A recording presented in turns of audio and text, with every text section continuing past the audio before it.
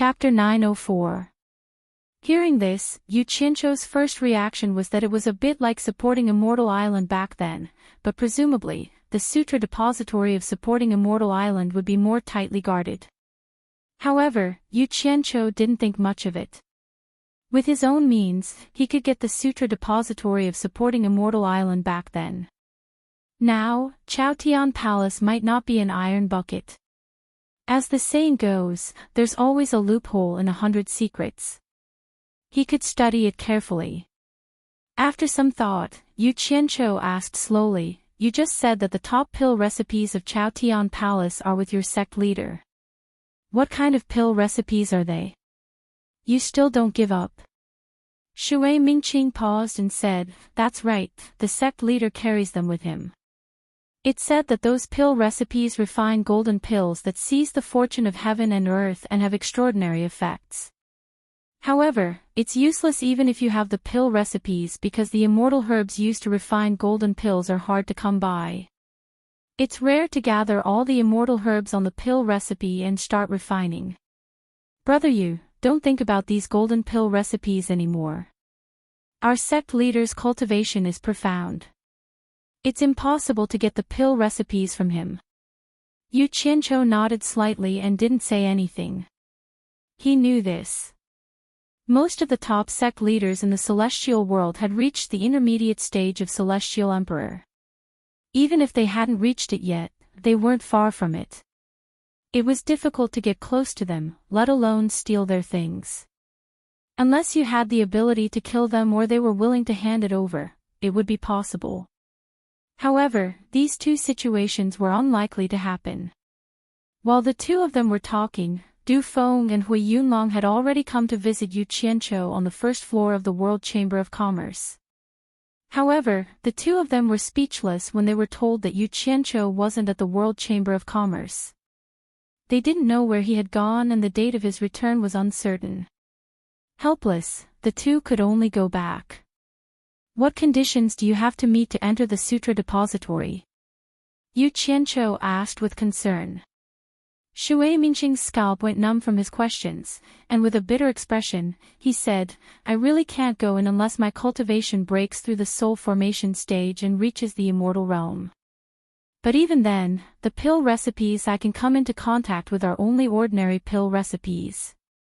Yu Qianzhou replied with an "oh," and asked again, "Is the geography of the sutra-seeking pavilion very complicated?" "I don't know, I haven't seen it with my own eyes." Shui Mingqing asked weakly, "Brother Yu, you won't really let me go in and steal it, right? Even if you beat me to death, I won't be able to get in." Hee. "If you can't get it, then forget it. How can I force you? By the way, when are you going back to Chaotian Palace?" Yu Qianzhou asked with a smile. Hearing this, Shui Mingqing immediately heaved a sigh of relief and said with a smile, "I guess I'll have to wait a few more days. If the Immortal Palace really doesn't pursue this matter, I'm going back." "I see."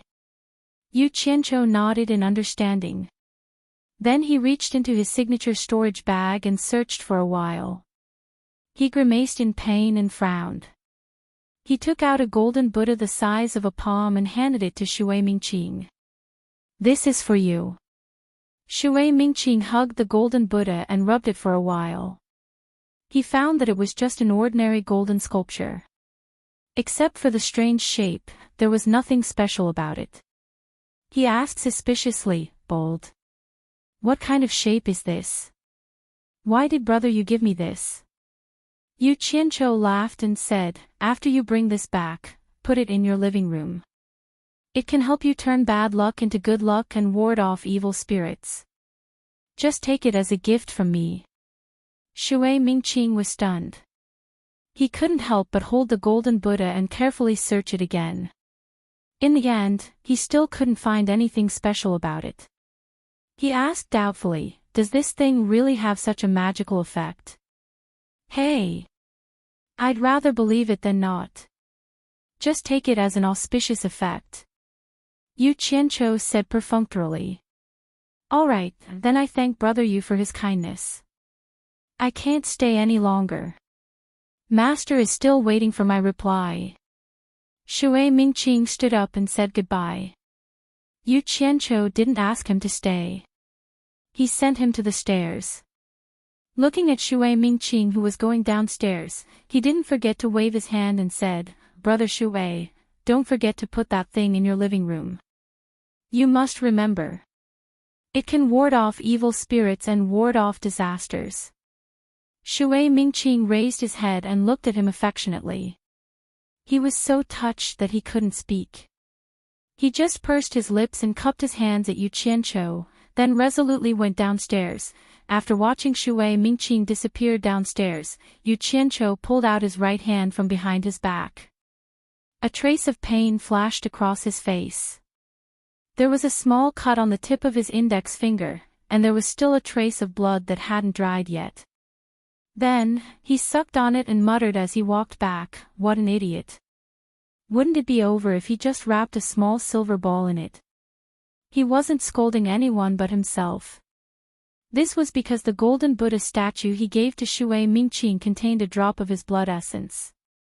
After Shui Mingqing left the World Commerce Association, he didn't return to the Skyward Palace branch.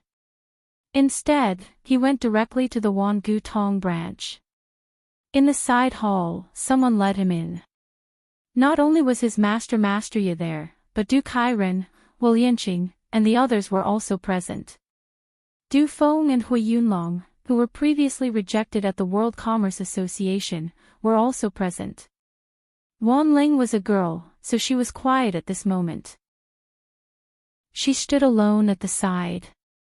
She didn't stand with the old or the young. She just quietly listened to their discussion. Wang Yi glanced at her from time to time. He didn't participate in the conversation with Du Kairen and the others. When they saw Shui Mingqing come in, they all looked over. Master Ye impatiently asked, Mingqing, did you see Yu Qianqiu? Shui Mingqing was stunned. He didn't know why his master would ask this. Wasn't he going to see Yu Qianqiu? Of course he saw him. He didn't know that not long after he was sent by Master Ye, Du Kairen and Hu Lianqing also sent their sons to find out what was going on. Who knew that they would be rejected by Yu Qianqiu? Shui Mingqing bowed and said, I saw him. The two of us just chatted for a while. After hearing this, Master Ye looked at the others with a proud expression. His disciple was indeed well connected. He was better than most people when it came to interpersonal relationships. At the very least, he was better than Du Kairen and Hu Lianqing's sons. Their sons were also friends with Yu Qianqiu, but they didn't even see him. Du Kairen and Hu Lianqing looked at each other and couldn't help but let out a cold snort. Du Kairen sneered and said, It seems that Yu Qianqiu was rejected by us last time, so he immediately returned the favor. He's quite bold. He really thinks he's someone. Shui Mingqing was puzzled, but he couldn't say anything. Du Feng's expression was a bit awkward. Yu Qianqiu made him lose face, which made his father angry. Hui Yunlong felt the same. The two cousins looked at each other and didn't say anything. On the contrary, Wang Yi laughed and said, He's quite bold, otherwise he wouldn't have provoked the Heartless Palace. There was a hint of mockery in his words, as if he wasn't afraid of the Heartless Palace, so why would he be afraid of the Spirit Cultivation sect? Master Ye also laughed and waved his hand, then he asked Shui Mingqing, What did Yu Qianqiu say? Did the people from the Immortal Palace not cause trouble for him? Shui Mingqing replied, This disciple asked him about this matter, and he said that there was nothing going on. This disciple was thinking too much and worried about nothing. Master Ye frowned and said, This is strange. Normally, it is impossible for the Immortal Palace to not do anything about this matter. It seems that this Yu Qianqiu is quite capable. He can even resolve this matter. No matter how capable he is, he can't do anything to the Immortal Palace. Du Kairen snorted and said, A bright moon shines in the sky, accompanied by green and jade wings. Brother Ye, don't forget that the Great Bright Will has a close relationship with Wei Chuanqiu and Yun Peng. If I'm not wrong, The reason why Yu Qianqiu could safely pass this time is probably because the Great Bright will help him out of respect for Wei Chuanqiu and Yun Peng. Otherwise, I'm afraid the Immortal Palace wouldn't even need to respond, the Great Bright will would deal with it first. Master Yi nodded slightly, then he shook his head and said, the Immortal Emperor is very afraid of the Myriad Swords Demon Monarch, so how can the Great Bright will help in this matter? I reckon that without the Immortal Emperor's approval, the Great Bright will wouldn't dare to make a decision. The moment these words came out, everyone was even more confused, but they couldn't figure out the reason no matter how they thought about it. Only Wan Ling, who was at the side, had a faint smile on her face. She thought that she was the one who knew the reason the best, and she was even more certain that Yu Qianqiu was the Immortal Emperor's trusted spy. And when Wang Yi, who was paying attention to her from time to time, saw that smile, his heart couldn't help but tremble slightly. He remembered that when Yu Qianqiu looked for him to be a referral, it ended up alarming Wan Bushing. He still remembered Wan Bushing's words clearly. Wan Bushing once said, "Try not to provoke him in the future, this person has a very deep background." In addition, Wan Bushing and Wan Ling didn't take this matter seriously. It seemed that they had long guessed that nothing would happen to Yu Qianqiu, and sure enough, nothing happened to Yu Qianqiu. Thinking of this, a thought flashed through Wang Yi's mind. There was no need to say anything, this Yu Qianqiu's background was the Immortal Palace. Other than this explanation, there was no other reason. After a moment of silence, Wang Yi laughed and said, "Since you can't figure it out, then don't think about it. Anyway, it's a good thing that everyone is fine. Why don't we talk about something else? In a few days, it will be the wedding of the Immortal Palace's External Affairs Commander, Wu Xiong. I think it will be an unprecedented grand occasion. I wonder who your sects will send to congratulate him." The few of them looked at each other speechlessly. How could they be in the mood to talk about this with him? Since the matter with Yu Qianqiu was over, they should immediately report it to the sects so that they wouldn't worry. Du Kairen took the lead and said, "I still have something to do, so I'll take my leave first." With him taking the lead, Wu Yinqing and Master Yi also took their leave. In the blink of an eye, only Wang Yi and Wan Ling were left in the room. At this time, Yu Qianqiu of the World Chamber of Commerce had just received 2 golden wedding invitations. They were signed by Wu Xiong and Mu Tianjiao, inviting him to attend their wedding ceremony at the Paradise Wonderland. In layman's terms, it was to go to the wedding banquet. But there was also a wedding invitation for Lu Yanqing, which surprised Yu Qianqiu. He didn't expect that 2 women would have feelings for each other after fooling around in a room for a night. Chapter 905. In the living room on the 6th floor, Yu Qianqiu stood quietly in front of the transparent crystal window and looked out. When he heard something behind him, he looked back and saw that it was Lu Yanqing. He immediately smiled and said, "Lu. Beauty Lu is here." When he called her face to face, he found that he didn't know what to call her. It was obviously inappropriate to call her Senior Lu, and it felt a little weird to call her by her name directly, although he was qualified to do so now. Therefore, he continued to use his comical style, praising him in passing. Hearing this title, Lu Yanqing's unhurried steps paused slightly. She looked at Yu Qianqiu with a complicated expression. Back then, the little cultivator who did not dare to overstep in front of her had now made all the experts in the world unable to catch up. She couldn't help but marvel at Bai Changchun's unique vision. He chose such an unscrupulous disciple, but he could take all the masters in the world under his command. There was a little taste of the student surpassing the master. The torture envoy of the demon region continued the legend of invincibility in the world. She just paused for a moment, then walked up to him and asked with a trace of doubt, "What can I do for you?" Yu Qianqiu's hand behind his back shone. He took out one of the 2 golden invitations and handed it to her, saying, "This is the wedding invitation from Mu Tianjiao." Looking at the pair of slender white fingers that took the invitation, he couldn't help but sigh slightly in his heart. She deserved to be the most beautiful woman in the world.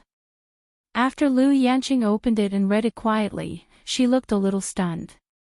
Obviously, she didn't expect that she would send an invitation to herself after just one night with Mu Tianzhao. She looked up at the other invitation in Yu Qianzhou's hand and asked lightly, "Can I go?" Yu Qianzhou waved the invitation in his hand and said with a smile, "This is an invitation from Wuxiong Lianming, the commander of foreign affairs in the Immortal Palace. Do I dare to stop you? Go with me tomorrow." Lu Yanqing gently bit her lips and nodded. Then she looked at Yu Qianzhou and asked, "I haven't seen Nongzhu for a long time. Has he returned to the human world? He was the one who wanted to go back. He couldn't let go of Ze," Yu Qianzhou said casually. "He naturally wouldn't say that he was the one who forced him to go back. If there's nothing else, I'll go back," Lu Yanqing said with a bitter smile. "Wait!" Yu Qianzhou called out to her. Lu Yanqing stopped and looked at him. He scratched his head in distress and said, "We can't go empty-handed to drink other people's wedding wine." He had to bring some congratulatory gifts. But now, his identity is different. If the gift is too small, he won't be able to accept it. If the gift is too big, he doesn't care about that. But no matter what, he has to express his sincerity. "You are also a woman. What gift do you think is good? I'll make it clear first. It's best if you can choose a gift that suits her heart. After all, her identity is different now. Maybe in the future, we will need her help." This. Lu Yanqing was stunned. She didn't seem to be used to his straightforward profiteering. After pondering for a while, she frowned and said, "I didn't expect her to really invite me. She said it that night, and I thought she said it casually. I remember she said that she hoped I could play a song you made as a gift for her. Do you agree?" The corner of Yu Qianzhou's mouth twitched. He said awkwardly, "Do as you wish." Then what should I give her?" Lu Yanqing's eyes lit up. She bit her lips and said, "I think she likes the song you made. Why don't you make another one and give it to her as a gift? I think she will be very happy." "Ugh!" Yu Qianzhou waved his hands in fear and said, "Forget it, it's too disgusting. No matter what, I am still the dignified sect leader of the world commerce. If I do such a thing in front of everyone's eyes, I will be suspected of flattery. In the future, I will be criticized by others. Since you are also a member of the world commerce, I'll just find a gift to make do with it. That's it." Hearing him say this, Lu Yanqing was a little disappointed. She could no longer hear his new song, but she knew that she did not have the qualifications to control him. She nodded and said, "If there's nothing else, I'll go back first." Seeing that Yu Qianzhou did not say anything, she quietly turned around and left. After she left, Yu Qianzhou immediately frowned and walked upstairs with a heavy heart. The reason why he was so worried was because he knew that he had offended a few people in the ruins of God, especially the Heartless Palace. As long as he left the illusory immortal city, the Heartless Palace would most likely take the opportunity to kill him, so he had to find a helper. Currently, the only people in the world commerce that could help him were Wei Chuanqiu and Yun Peng. If he pulled these two experts over, as long as nothing unexpected happened, it should not be a problem. Right now, he was most worried about Bai Suzhen's safety here. However, after thinking about it, he felt that there wouldn't be any problems. Who in the immortal world would dare to make a move in the illusory immortal city? If it really didn't work out, he would temporarily send Bai Suzhen back to Utopia. Yu Qianzhou arrived at the door of his room on the 22nd floor. Just as he was about to observe the movements inside through the crack in the door coincidentally opened. Wei Chuanqiu was startled, and immediately shouted with a frown, "What are you peeking at again?" Yu Qianzhou glanced inside and saw that Bai Suzhen was floating in the air with her eyes closed. A white pearl was suspended above her head, emitting a faint light. Strands of white light seeped out from the pearl and circled around Baisujan's body, causing Baisujan, who was sitting cross-legged, to be enveloped in a misty white light. Her dignified and peaceful scene was like Guanyin Bodhisattva descending to the mortal world. The scene was extremely magical. However, before he could take a few more glances, the door was immediately closed by Wei Chuanqiu. I didn't peek. I came to look for you. Yu Qianqiu's gaze was cut off by the crack in the door as he smiled awkwardly. Looking for me? Wei Chuanqiu casually set up a soundproof barrier and said snappily, "What's the matter?" Yu Qianqiu chuckled and immediately told him about the invitation he received. In the end, he said weakly, "Considering that this trip is a little risky, I would like to invite you and Yunping to come with me. Aren't you very capable? Are you afraid of death?" Wei Chuanqiu sneered resolutely. "I'm not going." Yu Qianqiu became anxious on the spot. "Bat King Wei, you can't go back on your words. You promised to serve me for 100 years. Wei Chuanqiu expressionlessly raised his chin and said, "It's not that I'm not keeping my words, but Baisujan's cultivation has reached a critical moment. She's just at the beginning of her cultivation. She can't be disturbed in any way. I have to stay here to watch over her and protect her. Do you think I can leave?" Yu Qianqiu was immediately dumbfounded. This reason was enough to shut his mouth. For the sake of Baisujan's safety, what else could he say? He smacked his lips and turned around helplessly. "Looks like I can only ask Senior Yunping to accompany me. There's no need to look for him. I've instructed him to watch over upstairs and not allow anyone to approach this floor from the outside. I'll guard inside and he'll guard outside." Wei Chuanqiu said word by word, "I have to ensure my daughter's absolute safety. No one is allowed to endanger her safety, not even you. Then what about my safety? Once I leave the hallucinatory immortal city, I'll most likely be targeted by the Heartless Palace." Yu Qianqiu anxiously said, "Think about it. If something happens to me, your daughter will definitely be sad. Can you bear to see your daughter become a widow?" Wei Chuanqiu's old face instantly twitched. In the end, he gritted his teeth and took out a jade talisman. He injected something into it and crushed it. A weak glow quickly dissipated in the air. Yu Qianqiu's eyes lit up. He knew of this thing. It was the communication method of immortal experts. The higher the cultivation, the further the communication distance. After a while, there was a weak fluctuation in the air. Wei Chuanqiu put on a listening expression and then looked at Yu Qianqiu. "Yunping and I can't go, but the Great Bright Wheel and Wu Xiong are friends. He will go. I've already told him that he'll come here tomorrow and bring you along.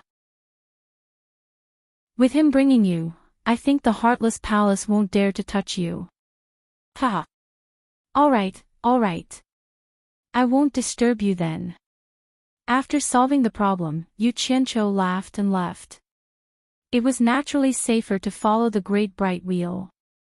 On the 11th floor, Lu Yanqing paced back and forth in front of a door. She seemed a little hesitant. Not long after, the door opened on its own. When Lan Feng saw it was Lu Yanqing and immediately smiled. "I knew it was you from the sound of your footsteps. Do you want to come in?" With that said, he stepped aside to make room.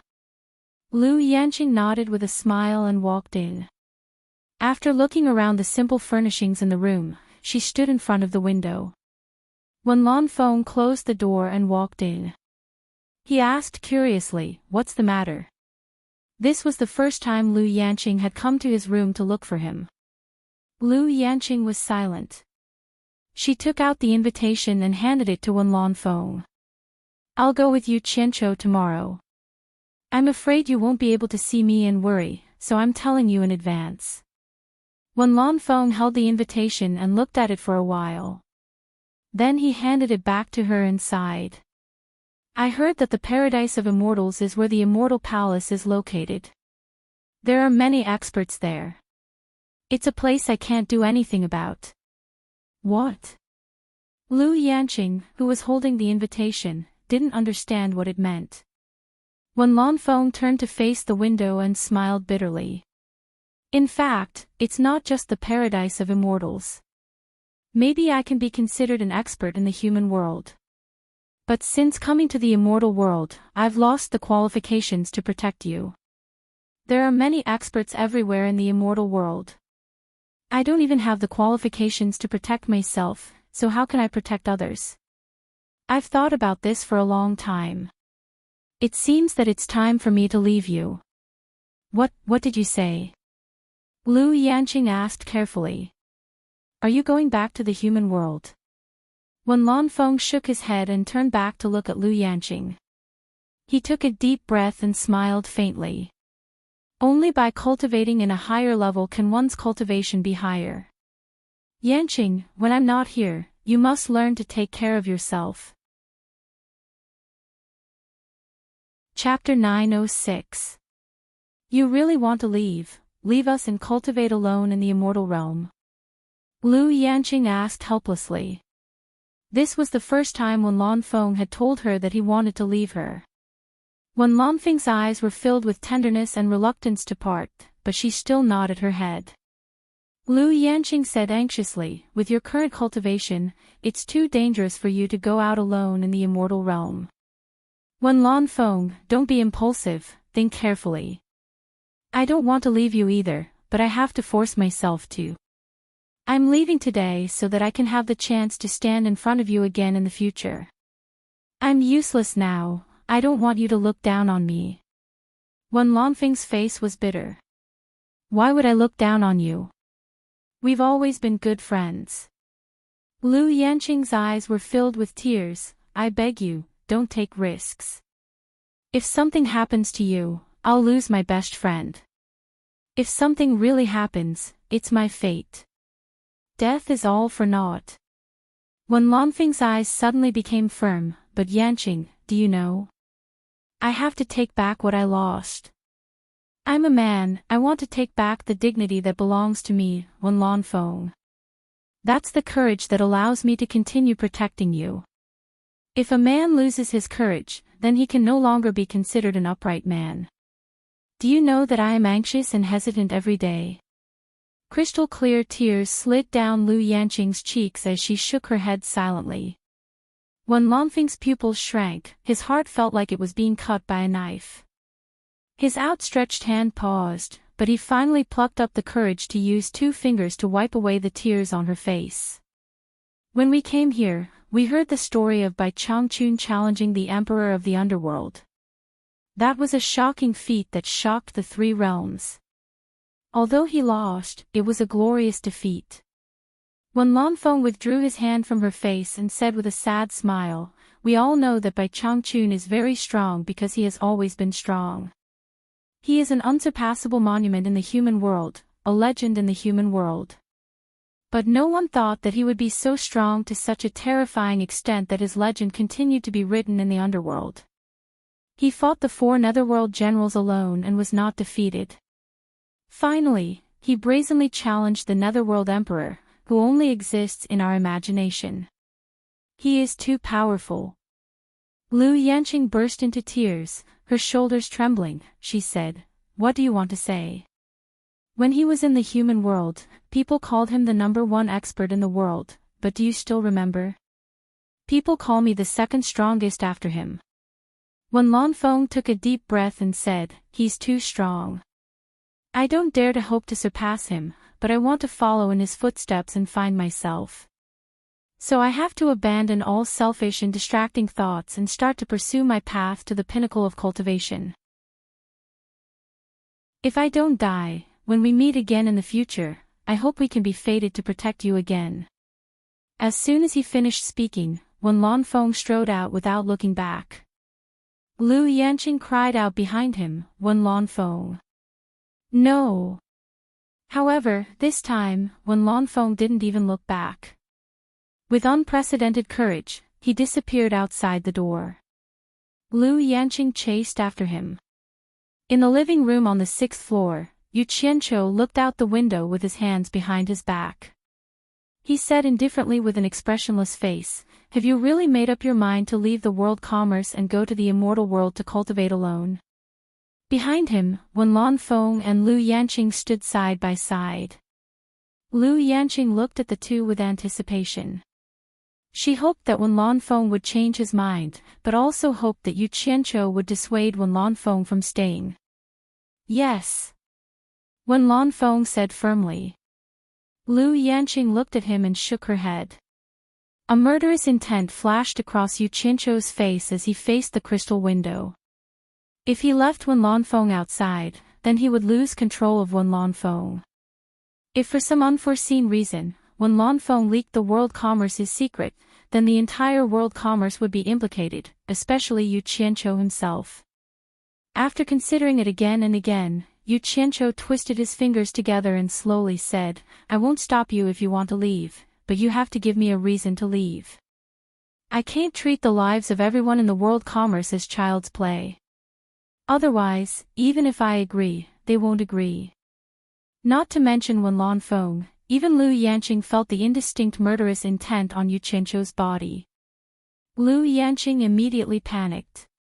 She knew that Yu Qianqiu was the kind of person who would make a move when he said he would. Once he made a move, he wouldn't show mercy. Wen Lanfeng wasn't surprised at all. After dealing with Yu Qianqiu for so many years, she more or less understood Yu Qianqiu's nature. Instead, she calmly said, "I've already lost the ability to protect her. I hope to regain my ability to protect her." Yu Qianqiu slowly turned around to look at Lu Yanqing and said in confusion, "For her?" Then he nodded and said, "I understand. You can leave. Thank you for your understanding. I have a request." "Speak. I hope you can protect her safety." Just as Wen Lanfeng said this, Lu Yanqing shook her head with tears in her eyes and said, "Don't go." Yu Qianqiu glanced at Lu Yanqing and felt disdain in his heart. "Wen Lanfeng being able to come this far is all thanks to you. What else do you have to cry about?" He paused and said, "I will do my best to protect everyone in the world commerce, not just her. Leave quietly from the top floor. I don't want to alarm anyone." Wen Lanfeng nodded, thanked Wang Xiaolong once again and turned to leave. However, Lu Yanqing couldn't help but pull his arm. Before she could plead, Yu Qianqiu teleported and slapped her on the back. Lu Yanqing fainted and fell to the ground. When Lanfeng looked at Lu Yanqing lying on the ground, a bitter smile appeared on his face. "Don't you know how to have tender and protective feelings for the fairer sex?" Yu Qianqiu didn't want to talk nonsense. He took out a storage pouch and threw it to Wen Lanfeng. "I won't give you anything more. There are 100 million divine great spirit stones inside, take care of yourself. If it's too dangerous and difficult outside, then come back. If you treat the world commerce as your home, then this is your home. Don't regard me as an outsider. Thank you. I will not reveal any of the world commerce's secrets." Wen Lanfeng gave a guarantee. Yu Qianqiu smiled faintly. "If you had made a bunch of solemn promises when I asked you the reason, then you would have died in my hands by now. A man's backbone is the guarantee that he would rather die than submit. I believe in this. Let's go." Leaving Lu Yanqing alone on the ground, the two of them left together. Yu Qianqiu sent Wen Lanfeng to the top floor. Watching the resolute Wen Lanfeng disappear into the distance, he couldn't help sighing. It was hard for him to believe that someone with Wen Lanfeng's character could survive alone in the immortal world. Everything could only depend on his fate. Returning to the 6th floor, Yu Qianqiu bent over to pat Lu Yanqing awake, then sat on the rattan chair opposite her. What surprised him was that Lu Yanqing sat up and looked around after waking up, but she didn't see Wen Lanfeng's figure. She asked in a daze, "He left?" "He left." Yu Qianqiu replied faintly. Lu Yanqing sat on the ground in a daze, motionless. She didn't cry or make a fuss, as if she had lost something precious. Yu Qianqiu looked at her silently for a while, then said slowly with a blank expression, "Actually, it's good that he left. At least it's not necessarily a bad thing for him. I really don't understand a woman like you. Since you can't give him anything, why do you still tie him with an invisible rope? He wants to get close to you, but you don't allow it. He wants to leave you, but you don't allow it. Then what do you want him to do? Do you want to drag him for a lifetime until he dies? I don't." Lu Yanqing subconsciously shook her head and argued. "Forget it, it's your own business whether you do or not. I can't control your thoughts. Don't lie on the ground. If others see you, they will think that I did something to you. Calm down, we still have to go to the Elysium Fairyland tomorrow." Yu Qianqiu stood up and asked again, "Do you want me to ask Li Duxing to look after you?" Lu Yanqing shook her head, slowly got up, then slowly turned around and left blankly. After finding the stairs outside, he held the handrail with one hand and slowly walked up the stairs step by step. Just like that, he walked all the way to the rooftop and came to the edge of the rooftop. He leaned against the white jade railing without saying a word. Yunpeng, who was also standing on the rooftop, looked at her in surprise. Usually, when she came up, she would nod and say hello to him. But when he paid a little attention, he found that there was something wrong with her mental state. Just like that, she stood there in a daze until the sky turned dark, and from the starry sky until the sun rose and the sky brightened. The next morning, Yu Qianqiu came to the rooftop early to wait after giving some instructions to his subordinates. He was mainly worried that Daming Lewin would come early. After all, it was already very good that they were willing to bring him. How could he let them wait for a long time? As soon as he came up, he naturally saw Lu Yanqing, who had been standing here all night. However, he didn't know that Lu Yanqing had been standing here all night. He thought that she had come here to make preparations in advance like him. He walked to her and asked, "Have you thought it through?" Lu Yanqing looked at him and looked into the distance. She said lightly, "I've thought it through. You're right. I was wrong. In fact, I'm the one who should go. What a mess." Yu Qianqiu rolled his eyes and happened to see a golden light appear on the ground. It was Daming Lewin. He quickly pulled Lu Yanqing to pay his respects. Daming Lewin looked at Lu Yanqing in surprise. Obviously, he didn't expect that there was such a stunning beauty around Yu Qianqiu. He frowned and said, "You're taking her. Does Bai Suzhen know?" The meaning behind his words seemed to be, "Does your wife know?" Yu Qianqiu knew that he had misunderstood and quickly explained, "She's a friend of Mu Tianjiao's. She also received an invitation, so she's going with us." "So that's how it is." Daming Lewin didn't ask any more questions.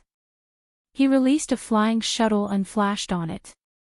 After the other two came up, he nodded at Yunpeng and drove the flying shuttle away. Chapter 907.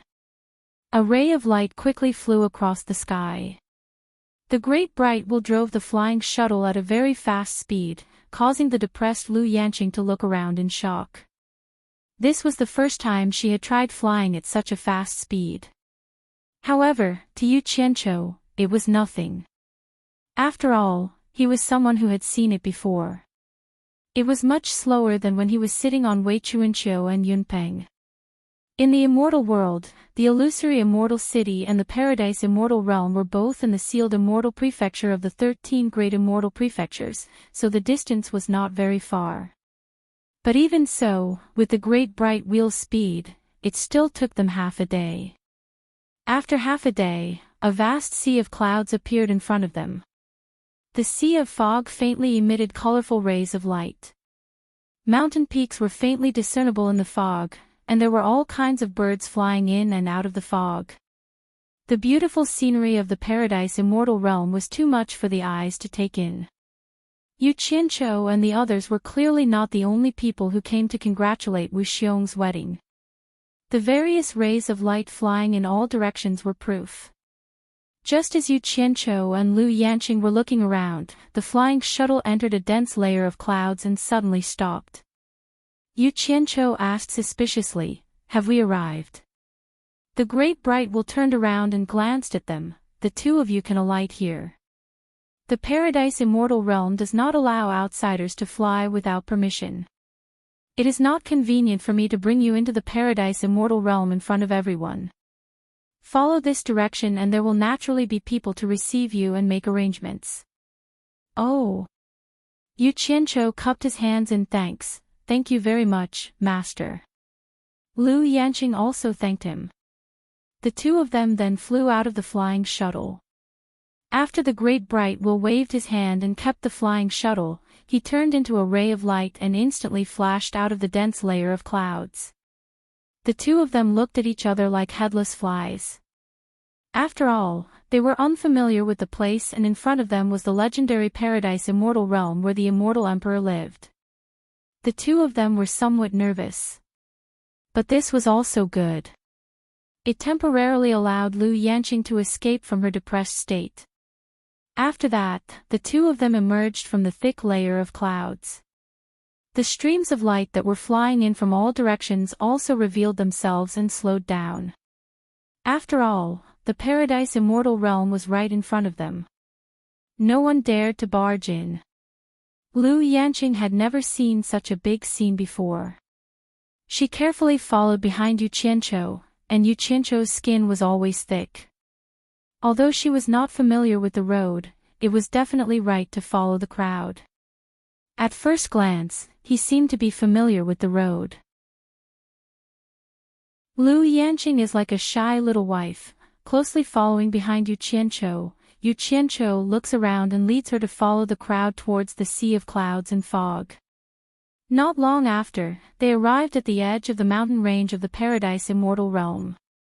In front of them, there is a large area of simple houses that have been temporarily built, and there are already many people who have arrived early. Everyone landed on the outskirts of the simple house.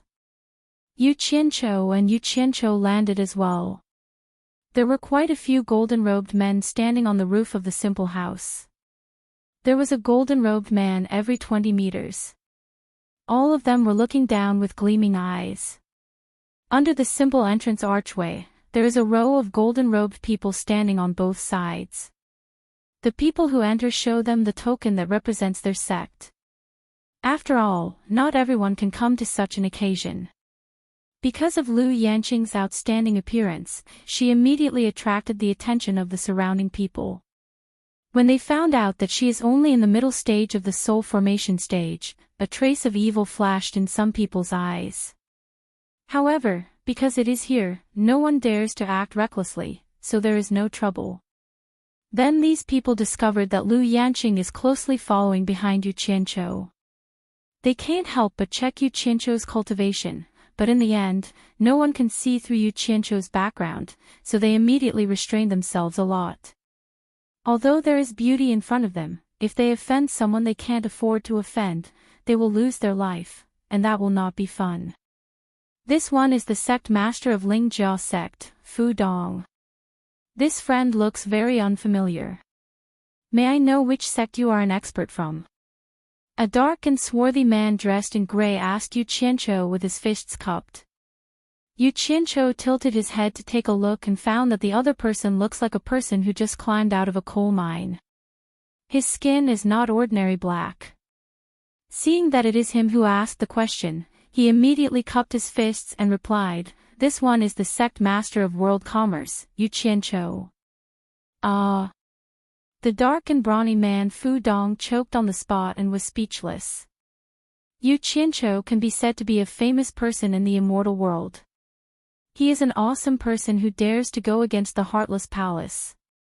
Even if they have not seen him, they have heard of his name for a long time. However, the surrounding people do not seem to give this awesome person face. After hearing Yu Qianqiu's name, they all subconsciously squeezed out, not willing to get close to him, afraid that they will be misunderstood by the Heartless Palace. Yu Qianqiu glanced around and found that it is much more empty. It is no longer so crowded. Lu Yanqing, who is shrinking, immediately feels a lot more comfortable. Fu Dong silently turned his head, wanting to pretend that nothing has happened. However, in his heart, he wants to slap himself. Why am I so unlucky? I just wanted to strike up a conversation and I have to meet this guy. Forgive me for being ignorant. May I know what Brother Fu's Lingjia sect is proficient in? Yu Qianqiu thought that since he has nothing to do, it is not a bad thing to chat and make more friends. Fu Dong, who had already followed the crowd to the memorial arch, took a big step forward. After showing his sect's token, he quickly slipped inside. His Lingjia sect was just a small, unranked sect. He really didn't want to be misunderstood by a colossus like the Heartless Palace. Otherwise, the consequences would be very tragic. Thinking about the two surviving sect masters of the 4 islands of Lake Light in the illusory immortal city, they have been hiding everywhere but still could not escape the pursuit of the Heartless Palace. Moreover, they have implicated their entire sect. Really, what is the hurry?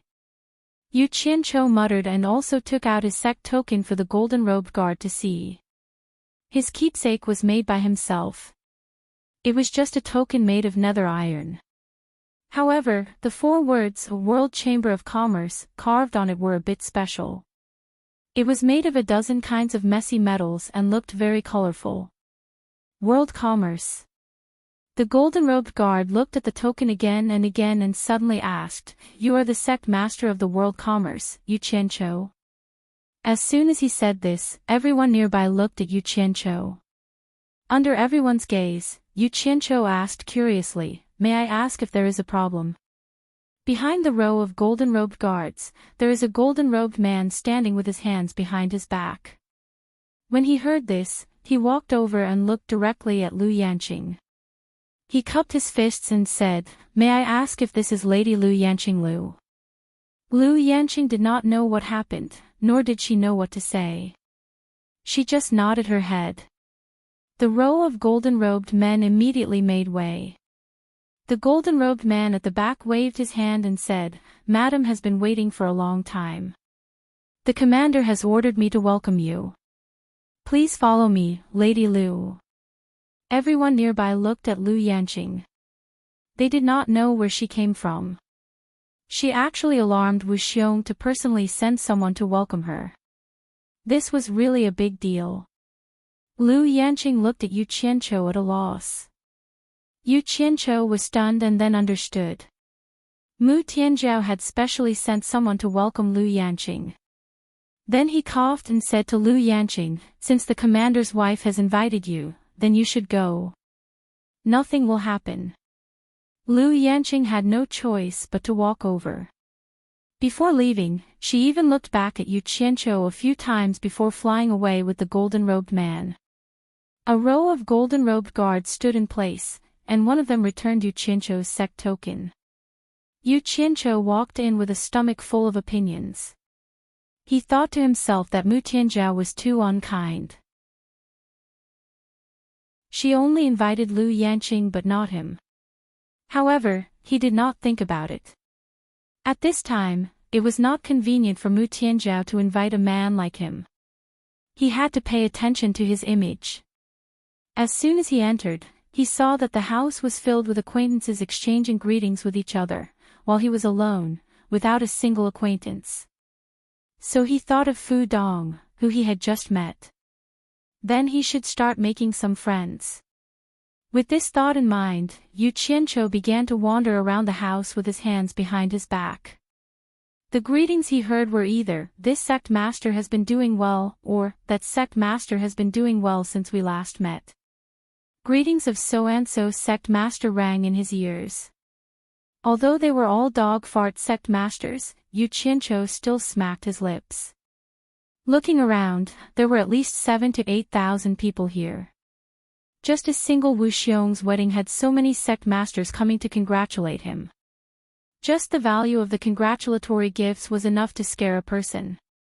Those who came here to send gifts, the value of their gifts would not be less than 100 million divine-grade spirit stones. Even if the gift given to Wu Xiong was less than that, those big sects would definitely be very generous with their gifts. 10 to 8,000 people, that was at least 1 trillion divine-grade spirit stones. It was easy to imagine how terrifying the number of gifts accumulated would be. How many sects could not earn that much money in their entire lives? The more Yu Qianqiu thought about it, the more shocked he became.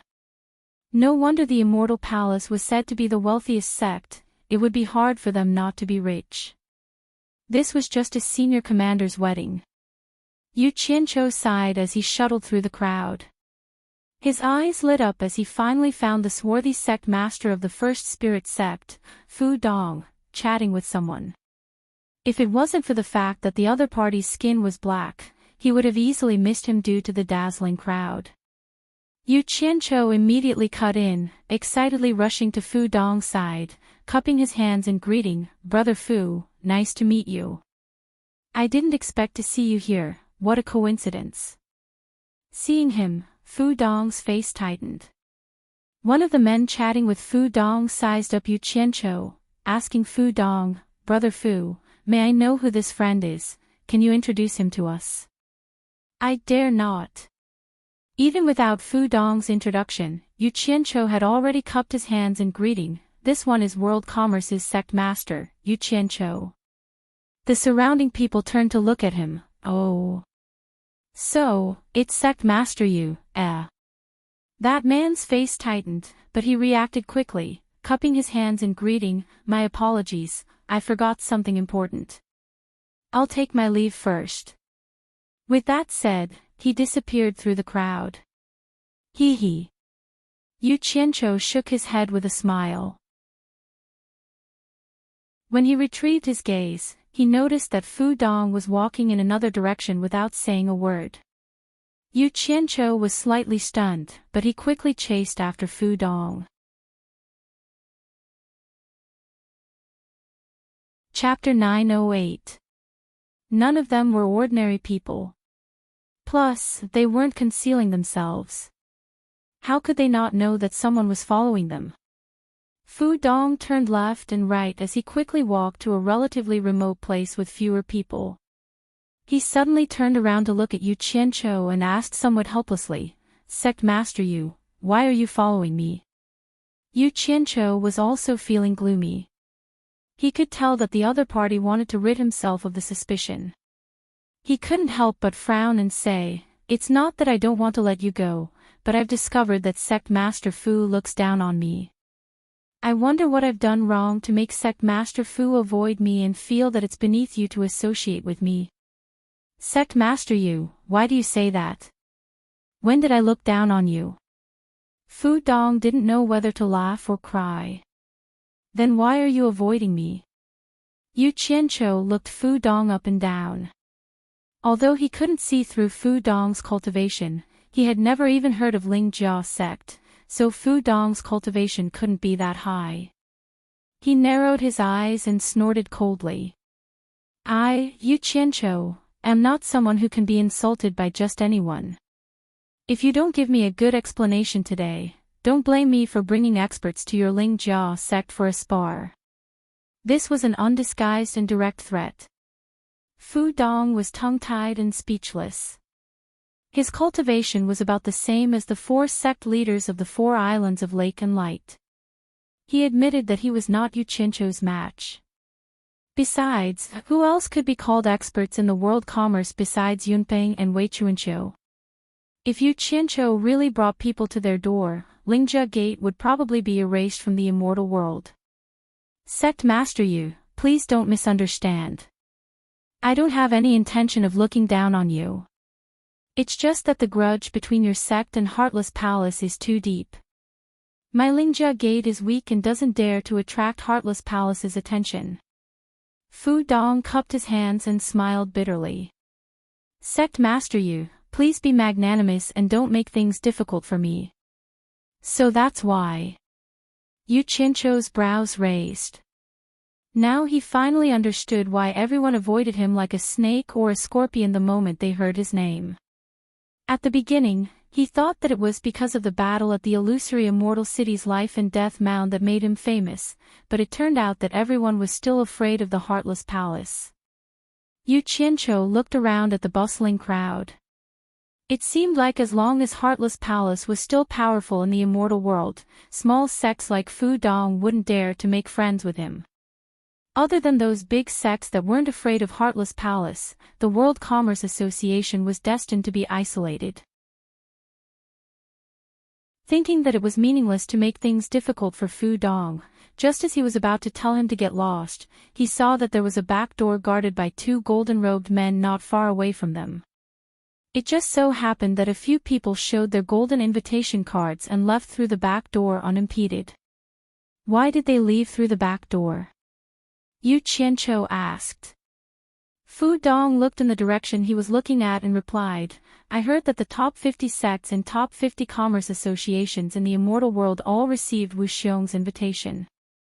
Adding them together, they are the top 100 sects in the immortal world. People like us, who didn't receive an invitation, can only drink a cup of wine in this simple house. As for those who received an invitation, they can enter the residence of the Immortal Palace's External Affairs Commander in the Paradise Immortal Realm and become a distinguished guest. Invitation card. Yu Qianqiu took out the golden invitation card and handed it to Fu Dong. Is this the invitation card you're talking about? Fu Dong opened the invitation card and looked at it speechlessly. He thought of the rumor that Yu Qianqiu and Mu Tianjiao were friends and thought, why are you following me around even though you have an invitation card? Fu Dong nodded speechlessly and returned the invitation card to him. Yu Qianqiu held the invitation card and patted it thoughtfully. Then, he cupped his hands at Fu Dong and said, I'll take my leave first, lest I make things difficult for sect leader Fu. If you're not afraid of Heartless Palace finding trouble with you, sect leader Fu, why don't you come to my World Chamber of Commerce when you're free? I welcome you at any time. Farewell. With that said, he strode to the back door and showed the golden-robed guard the invitation in his hand. After asking for the direction of Wu Xiong's residence, he smoothly left through the back door. Watching him leave, Fu Dong heaved a sigh of relief. He thought, I can't wait to hide from you, so why would I go to your World Chamber of Commerce? Holding the invitation card meant that Yu Qianqiu had obtained the right to fly within the mountain range of the immortal land of bliss. However, this did not mean that he could roam freely within the immortal land of bliss. There were guards at a certain distance in the air, monitoring those who came to attend the banquet, all the way to Wu Xiong's residence. Yu Qianqiu had no choice but to obediently fly forward. Along the way, his eyes would light up every time he caught a glimpse of all sorts of rare immortal herbs appearing in the mountains and rivers below. They were slender and elegant, so alluring. However, these rare and precious immortal herbs seemed to have lost their value here, no different from wild grasses in the barren hills. Yu Qianqiu saw with his own eyes a giant wild beast rolling on the ground, trampling an immortal herb worth several 100 million divine-grade spirit stones into dregs, causing him to feel heartache. Although it was an unintentional scene, Yu Qianqiu was inwardly apprehensive. The things that sects in the immortal world fought and killed each other for were things that the immortal palace did not even spare a glance for. One could see the immortal palace's wealth and strength at a glance. Curse that neighbor. Initially, Yu Qianqiu had prepared a stock of immortal herb worth 500 million divine-grade spirit stones as a congratulatory gift, but now, he really couldn't bring himself to take it out. He couldn't possibly take out a stalk of wild grass as a congratulatory gift, right? On top of a mountain shrouded in clouds and mist, stood a majestic courtyard that resembled a crouching tiger and coiling dragon. Yu Qianqiu descended outside the high walls. The main entrance was a gatehouse, and on top of the gatehouse was a large golden plaque with the words External Affairs Grand Commander Manor engraved on it. There were golden-robed guards guarding the gatehouse from top to bottom. Yu Qianqiu took a quick glance around, and his pupils suddenly shrunk. His entire body froze on the spot. In the distance, there was a mountain peak hovering in the sky, and on top of the mountain peak was a majestic golden palace shrouded in resplendent golden light. The majestic palace was faintly discernible amidst the clouds and mist, exuding a dignified and solemn atmosphere.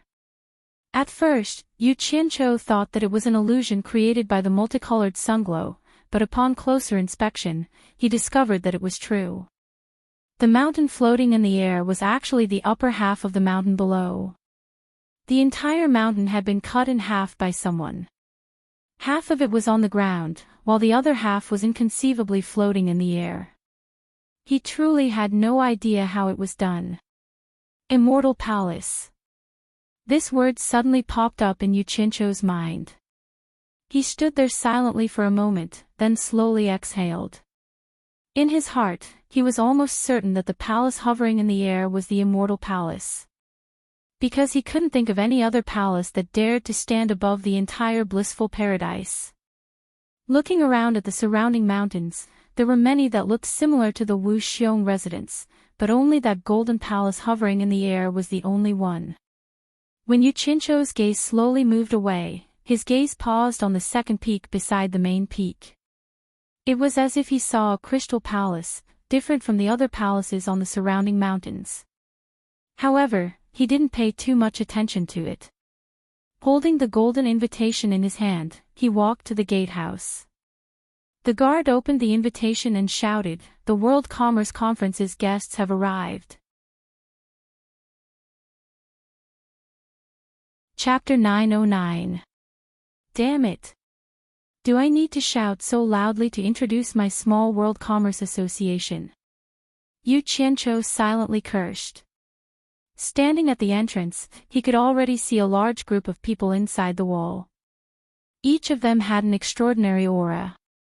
Those who could come here represented the various large sections. There was no need to guess to know what kind of experts they were. What gave Yu Qianqiu goosebumps was that after the guard called out his small World Commerce Association, the experts inside gave him too much face. They all turned their heads to look at him.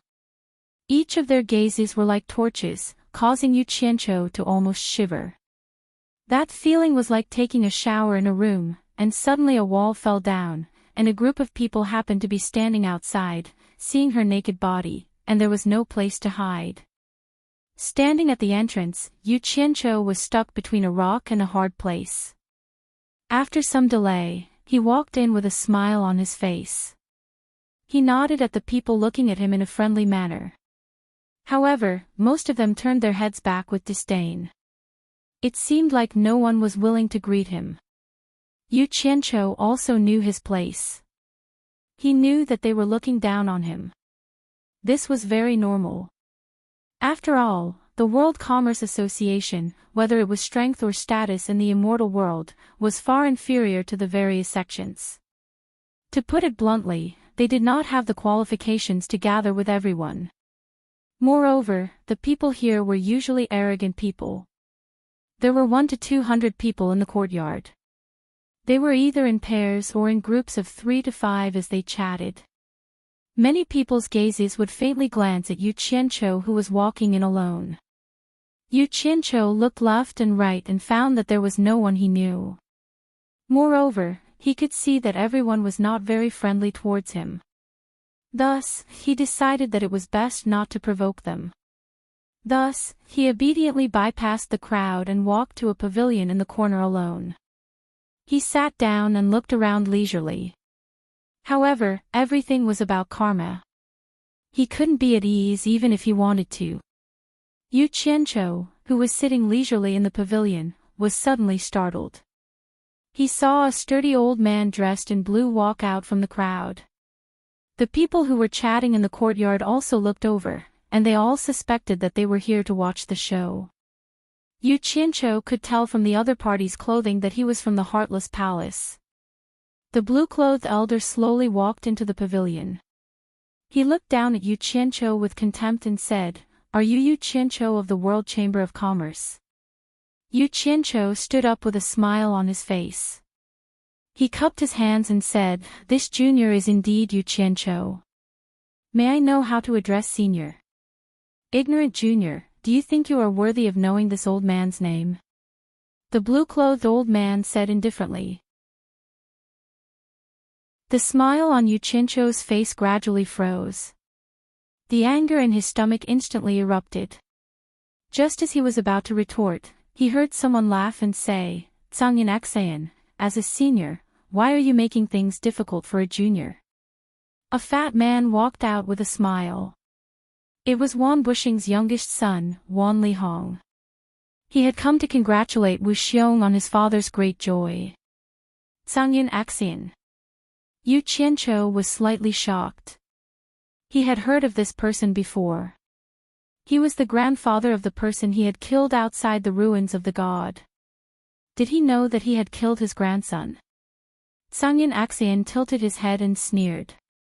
Wan Lihong, you are also a junior in front of me.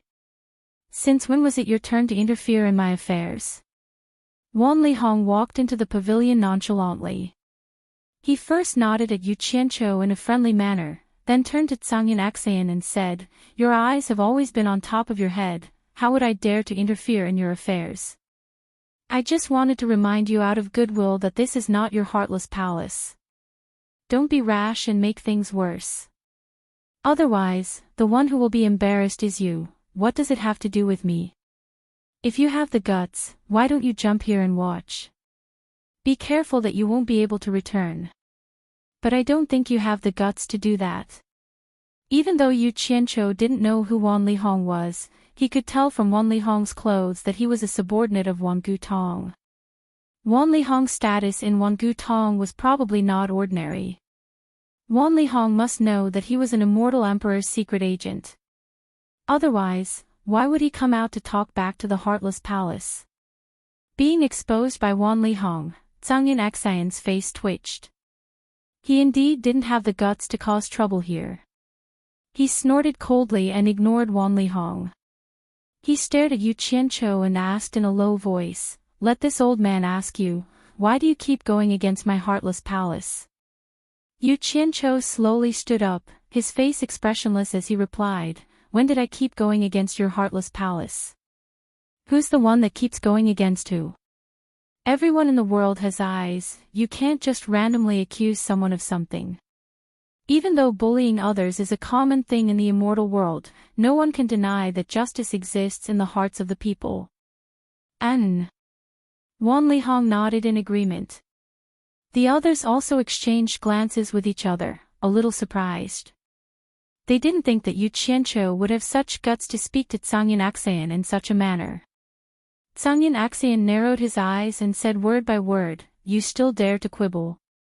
Do you want to die?" Yu Qianqiu couldn't help but sneer. Now that things had come to this, he finally understood that there was a dead knot between him and the Heartless Palace that couldn't be untied even if he wanted to. No matter how much he endured, the Heartless Palace wouldn't let him go. Since that was the case, why should he endure it? At least here, the Heartless Palace wouldn't dare to do anything to him, so there was nothing to be afraid of. "Do you want to die?" Yu Qianqiu sneered and said, "Anyone can bully others, but what can you do to me? I'm standing right here, do you dare to touch me?" His tone was a little overbearing. Hearing this, everyone was shocked. They all thought that this brat really didn't know the immensity of heaven and earth. Even if the Heartless Palace didn't dare to do anything to him here, could he hide in the Paradise Immortal Realm for the rest of his life? Wan Lihong's eyes, on the other hand, lit up with joy. She hoped that the Heartless Palace and Yu Qianqiu would make a big deal out of this. With Yu Qianqiu's identity as an immortal emperor's secret agent, the Heartless Palace would definitely be the one to suffer in the end. Being provoked like this in front of everyone, Tsangyin Xayan was extremely angry. His entire body emitted a tyrannical aura as he said with a ferocious expression, "Let's see how long you can hide in the Paradise Immortal Realm." Yu Qianqiu sneered and said, "You better shut your mouth. Since you've angered me, I'll fight it out with you right now. I want to see if you dare to fight me here or not." Hee hee. The barefooted is not afraid of those wearing shoes. This old man's life is worthless, so I don't mind dragging an old dog like you down with me. The moment he finished speaking, suppressed laughter came from the surroundings. There were even people who laughed without restraint. Clearly, many people were happy to see Tsangyan Aksayan being insulted. You dare to threaten me? Killing intent suddenly erupted from Tsangyan Aksayan's body. He was truly angered by the other party's insults. He said fiercely, "This old man can't wait for you to make the first move." At that time, it would be natural for this old man to kill you in self-defense. Kill you in self-defense? You were clearly the one who provoked me first. I was the one who was forced to retaliate. Yu Qianqiu said mockingly, "There are so many people watching. You don't have the final say. You have to ask how everyone will testify when the time comes." Wan Lihong, who was at the side, nodded emotionally when he heard this. Justice is in the hearts of the people. Since he was so cooperative, the meaning behind his words was very clear. Tsangyan Aksayan's expression changed slightly. He was arrogant, but he was not a fool. Usually, the various sects would give way to the Heartless Palace because they were not as strong as the Heartless Palace. However, if everyone really seized the opportunity to destroy the Heartless Palace, they would probably attack together. At that time, they might really not be able to return. You don't know the immensity of heaven and earth. Tsangyan Aksayan retracted his killing intent and said indifferently, "On account of Great Commander Wu, I will not argue with you for now. After this, I want to see what ability you have to leave this paradise wonderland." Throwing down a ruthless sentence, Tsangyan Aksayan turned and left. Yu Qianqiu was not to be outdone. He laughed coldly behind Tsangyan Aksayan. "How I leave is none of your concern. In any case, you don't have the ability to make me stay." Tsangyan Aksayan looked back at him with a sinister smile. There was no need for him to say anything, and he walked away unhurriedly. Everyone looked at Yu Qianqiu with pity. They reckoned that Yu Qianqiu would not be able to see tomorrow's sunrise. Wan Lihong, who was in the pavilion, did not have such worries. She smiled at Yu Qianqiu and left. In the end, Yu Qianqiu was left alone in the pavilion. No one came to pay attention to him. He was very clear that if he did not have the ability, he did not have the qualifications to ask for help from others. If this Wan Lihong did not mistakenly believe that he was really the Celestial Emperor's trusted secret agent, she would not have come to help him. Who would want to offend a colossus like the Heartless Palace for a minor character? Just like this, the sky was filled with the glow of the sunset. Only then did the golden-robed guards from the great commander's residence come to receive everyone and invite them to the back garden. The back garden was filled with rows of tables and chairs. The tables were filled with all kinds of rare fruits and nectar. Once everyone entered the back garden, they all went into a house with an open door. They placed the gifts they brought on the long table inside the house, and after they came out, they all sat down. Most of them sat at a table of 4. Yu Qianqiu followed suit. He also entered the house and placed his gift on the long table. After he came out, he looked around. Although there were still some empty tables, with his status, he guessed that no one would be willing to sit with him.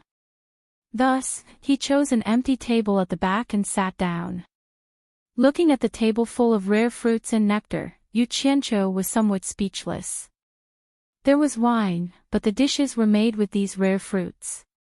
This was because all the high-class families in the celestial realm did this.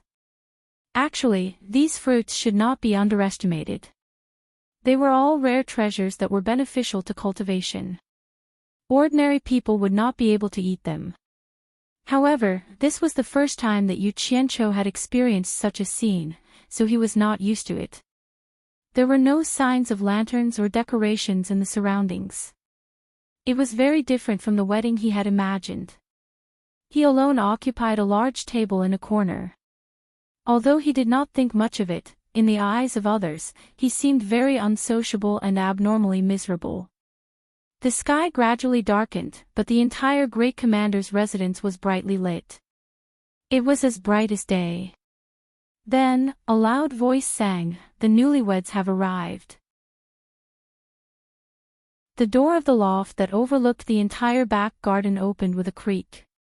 Two groups of golden-robed guards filed out and lined up on both sides. From the main door, Wu Xiong and Mu Tianjiao slowly walked out together. Behind the newlyweds were De Ming Luan and Mu Bing. Everyone at the bottom of the stairs stood up and cupped their fists. For a moment, the sound of congratulating the newlyweds rang out in the garden. Chapter 9-10. Today, Mu Tianjiao was exceptionally beautiful. She had changed into a golden robe from head to toe and wore a golden phoenix crown on her head, which complemented the imposing Wu Xiong. One was a graceful and dainty heroine, while the other was the external affairs commander of the immortal palace who held great power. One soft and one hard, they were a match made in heaven. It was said that a woman was at her most beautiful when she married. Standing in the corner, Yu Qianqiu could not help but sigh. This Mu Tianjiao had indeed married the right person. With Wu Xiong supporting her, she would no longer have to endure so much hardship as a woman. Looking behind her, her father, Mu Bing, was scanning the crowd below with spirited eyes. He seemed exceptionally happy. It seemed that her father was also quite satisfied with this marriage. Beside Mu Bing, De Ming Luan stood there expressionlessly. However, from the position he was standing at, it was the position of the groom's closest relative. Clearly, his relationship with Wu Xiong was not ordinary. On the steps, Wu Xiong looked around and raised his hand. Immediately, a golden-robed guard came over with a tray. Wu Xiong and Mu Tianjiao each took a cup of wine from the tray. Wu Xiong raised his cup with both hands and said, "Today is Wu Xiong's wedding. Wu Xiong is very grateful to all the heroes of the various sections. My wife and I would like to toast to everyone." The husband and wife looked at each other and smiled. They raised their cups at the same time and drained it in one gulp. Everyone below also raised their cups and drained it. After downing a cup of wine, Mu Tianjiao's bright eyes scanned the crowd below. She did not see Yu Qianqiu in the crowd. Finally, she saw Yu Qianqiu standing alone in the corner. She then looked at the elders of the various sects present and immediately understood. She could not help but feel a little ashamed and blame herself for not considering it thoroughly. Although she had invited him with good intentions, she had undoubtedly embarrassed him. There was no place for him here. Yu Qianqiu's position was actually the most conspicuous. Even Wu Xiong could not help but be startled when he saw him standing alone and miserable. De Ming Luan only glanced at him for a moment. When Mu Bing saw Yu Qianqiu, he frowned. "There are colleagues of the immortal palace in the garden next door. My wife and I will take our leave. Please, everyone, drink to your heart's content." Wu Xiong cupped his hands to the crowd, while Mu Tianjiao bowed slightly. Amidst the applause of the crowd, the two made an appearance and left. However, Big Ming Luan and Mu Bing were left behind to entertain the guests. Some immortal palace guards followed the two of them down the stairs. The two of them went to two sides and began to toast table by table. Mu Bing was particularly happy. The guests at the table were all people he would have had difficulty meeting in the past, but now they were all smiling and congratulating him. He was so happy that his mouth almost didn't stop moving. Amidst the compliments, he felt a little carried away. On the other hand, De Ming Luan appeared much colder. He only casually said things like, "Have a good drink," and the other guests at the table followed suit. No one dared to talk nonsense with him. Yu Qianqiu sat at the very back. Since they wouldn't be able to reach him anytime soon, he just hugged a juicy fruit and drank cup after cup of wine. In any case, people at their level of cultivation couldn't get drunk if they didn't want to. In fact, he was drowning his sorrows with wine. It wasn't because he felt lonely being ostracized by the crowd, but because he felt the gap between him and the other sex was too big.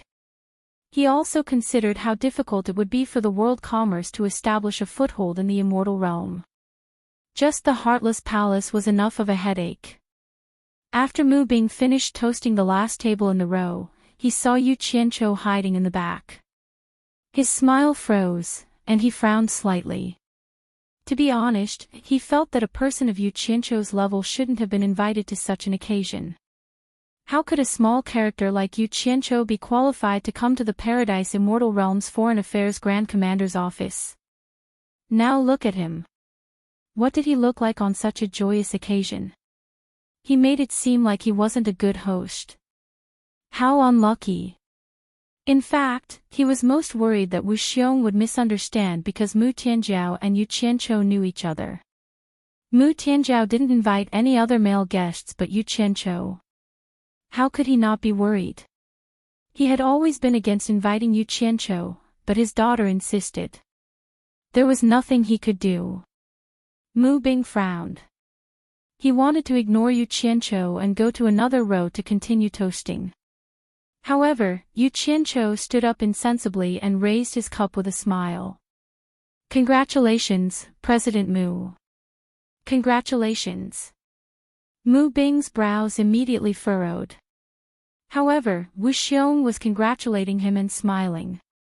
It wasn't good to lose his composure on such a joyous occasion. Mu Bing suppressed his unhappiness and walked over with two golden-robed guards holding trays. Grey Cloud Axian, who paid attention to Yu Qianqiu from time to time, immediately noticed that Mu Bing didn't seem to like Yu Qianqiu. He immediately stood up and said in a clear voice, "Mr. Mu, I don't know what kind of background Yu Qianqiu has. He's actually qualified to be on an equal footing with us. It's really incredible." As soon as this was said, many people could see that Grey Cloud Axian was purely trying to embarrass Yu Qianqiu. On the other side, De Ming Luan, who was toasting, looked back at Grey Cloud Axian coldly. Mu Bing naturally knew what kind of person Grey Cloud Axian was in the immortal world. He turned back and raised his cup with an apologetic smile. Then he walked in front of Yu Qianqiu. Yu Qianqiu glanced at Grey Cloud Axian and couldn't be bothered with him. He raised his cup to Mu Bing and said, "Congratulations, President Mu. Congratulations on your daughter's wedding." He smiled and drank the wine in his cup in one gulp. "Yu Qianqiu, why are you sitting here alone?" Mu Bing asked indifferently. Because the two of them were acquaintances, Yu Qianqiu thought that Mu Bing was unhappy that he was being ignored and was concerned about him. He immediately smiled and said, "It's okay. The people sitting here are all experts from various sects in the immortal world. How can I, Yu Qianqiu, be ranked among the experts and sit together with the experts from various sects? So you also know. Since you know, why come here to humiliate yourself? Do you think this is a place that anyone can come to?" Mu Bing snorted and didn't say anything else. He raised his cup and drank it in one gulp. Then he turned around and left, going to another sect to continue toasting. Yu Qianqiu had just refilled his cup. He wanted to say some words of congratulations, but who knew that he would hear such words from the other party's mouth? He immediately raised his cup in a daze. This was something that he never dreamed of. He never thought that Mu Bing would actually say such words. Not to mention that he had once turned the tide in the ruins of God when the Four Links Chamber of Commerce was in danger. No matter what, they had no enmity and even had some friendship. Taking 10,000 steps back, he had also received an invitation. He didn't shamelessly stick his face here. Moreover, even if he wanted to be thick-skinned and come to this place, he wouldn't be able to enter without permission. He was smiling and didn't do anything to let Mu Bing down, but why did Mu Bing slap his face in front of everyone? Didn't he know that if he hadn't saved his daughter in the ruins of God, his daughter wouldn't be where she was today? Yu Qianqiu couldn't figure it out. He couldn't figure it out even if he was given 10,000 reasons. He couldn't figure it out even if he was beaten to death. At this time, Yu Qianqiu didn't think about other aspects, nor did he think that it was Mu Bing's problem. Instead, he was in a daze. First, he reflected on himself. Had he done something wrong? Had he done something taboo on the day of his daughter's wedding? If that was really the case, then he shouldn't have done it. No matter what, Mu Tianjiao had invited him as a friend. If he made her feel uncomfortable on her wedding day, then that would be too much of a sin. However, he really couldn't figure it out. He didn't know what he had done wrong. The only thing he had done out of line was quarreling with Grey Cloud Xan. That shouldn't be a big deal, right? Moreover, this matter was provoked by Grey Cloud Xan, but Mu Bing didn't give him any face. What did I do wrong? Yu Qianqiu raised his wine glass and stood there in a daze. He constantly reflected on himself and asked himself, but no matter how much he thought about it, he couldn't come up with an answer. The people around him who were drinking to their heart's content would look over from time to time. No one would sympathize with Yu Qianqiu for suffering such a great humiliation. In their eyes, Yu Qianqiu wasn't qualified to be on equal footing with them. Only Wan Lihong shook her head slightly in the crowd. She didn't know what medicine Mu Bing had taken. Putting aside the fact that Yu Qianqiu's background wasn't something he could afford to offend, today was his daughter's wedding. How could he say such a shameful thing to a guest who came to congratulate him? Ha! Stop daydreaming. Mr. Mu's words are very clear. This isn't a place that Yu Qianqiu has the right to come to. Grey Cloud Xian's sarcastic words jolted Yu Qianqiu awake from his contemplation. He inclined his head only to see Grey Cloud Xian coldly laughing. Right now, I really suspect that your invitation card is fake. I hope the people from the Grand Governor's Manor can do a thorough check and see if there's someone who tried to sneak in. Yu Qianqiu ignored him and stared at Mu Bing. He suddenly asked loudly, President Mu. Could it be that you really don't welcome me here? Mu Bing glanced at him and didn't reply. Instead, he continued to toast the guests. This action was undoubtedly very clear. Yu Qianqiu was so angry that his face turned red. His body trembled uncontrollably, and the wine in his wine glass was already sloshing out.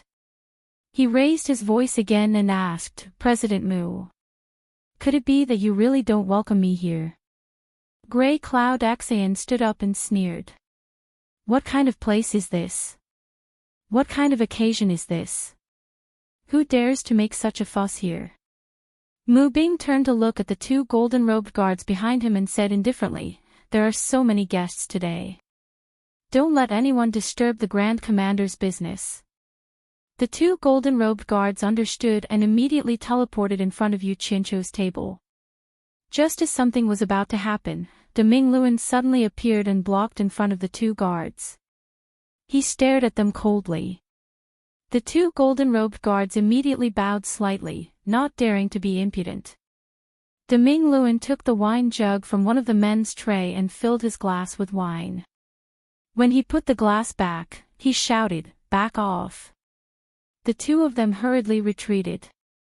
De Mingluan swept his cold gaze over Mu Bing and finally stared at Grey Cloud Xian. He asked indifferently, Grey Cloud Xian, what are your intentions in sowing discord here? Are you trying to ruin this joyous occasion? Humph. Today, on account of Wu Xiong's wedding, if you dare to be impudent again, don't blame me for being impolite. He then raised his glass to Yu Qianqiu and said, Sect leader Yu, please don't blame me for my poor hospitality.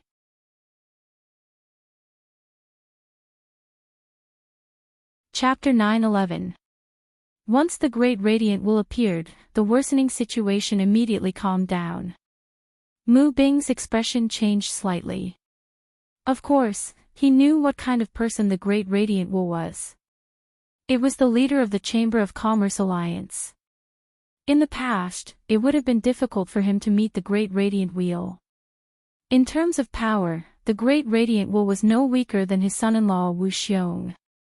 For Wu Xiong to invite the Great Radiant Will as a guest, it was clear that the two had an extraordinary relationship.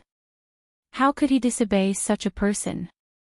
However, a sudden change in status often made people lose themselves. At this moment, Mu Bing was like a nouveau riche, feeling somewhat complacent. So many people he had to look up to in the past were now polite to him. He was somewhat at a loss. He had just expressed his dissatisfaction with Yu Qianqiu, but now the Great Radiant Will was toasting and apologizing to Yu Qianqiu in front of everyone. This was undoubtedly a slap in his face. This made him somewhat unhappy. Even so, he was not arrogant enough to dare object to the Great Radiant Wheel. He could only shut his mouth angrily. In his heart, he had already listed the Great Radiant Wheel as someone who didn't care about him. To put it bluntly, he bore a grudge. Cangyan Xian's expression also changed slightly. He hadn't expected the Great Radiant Will to disrespect Wu Xiong's father-in-law for Yu Qianqiu. He couldn't help but think of Wei Chuanqiu and Yunpeng who resided in the World Chamber of Commerce. He already somewhat understood. In terms of cultivation, Cangyan Xian was not weaker than the Great Radiant Wheel.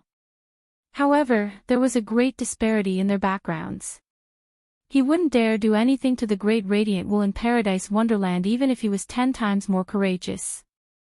This was the Immortal Palace's territory. Moreover, this place wasn't far from the residence of the Emperor of the Immortal World. He had no choice but to shut his mouth. Chairman Mu. Could it be that you really don't welcome me here? Yu Qianqiu ignored the Great Bright Wheel's toast of apology and asked the same question to Mu Bing for the third time with an ashen face. His voice and expression were already harsh, and he seemed to be unable to restrain himself. Everyone at the banquet was perfectly silent, yet they were secretly exchanging glances with each other, and their eyes were filled with ridicule. All of them were secretly ridiculing Yu Qianqiu for overestimating his ability and actually daring to repeatedly shout at Wu Xiong's father-in-law. His fate was already a foregone conclusion, and he was truly the one who brought this upon himself. Mu Bing abruptly raised his head, his eyes filled with rage. His current status was extraordinary. He was no longer the submissive president of the Four Links Chamber of Commerce who went around begging for help. He had a reverse scale, so how could he allow a mere Yu Qianqiu to question him like this? Mu Bing, who was on the verge of exploding, endured the cold gaze of the Great Bright Wheel. Yu Qianqiu, don't act recklessly. This is not the place for you to behave atrociously. If things get out of hand, I won't be able to protect you under the feet of an immortal emperor. Even if you don't think about yourself, you have to think about Bai Suzhen and the girl you brought with you. After De Mingluan sent a sound transmission to warn him, he pushed his cup again and said, Commander Wu's wedding, sect leader Yu, please give me face and drink this cup to appease your anger. Yu Qianqiu looked at the Great Bright Wheel and was slightly shocked.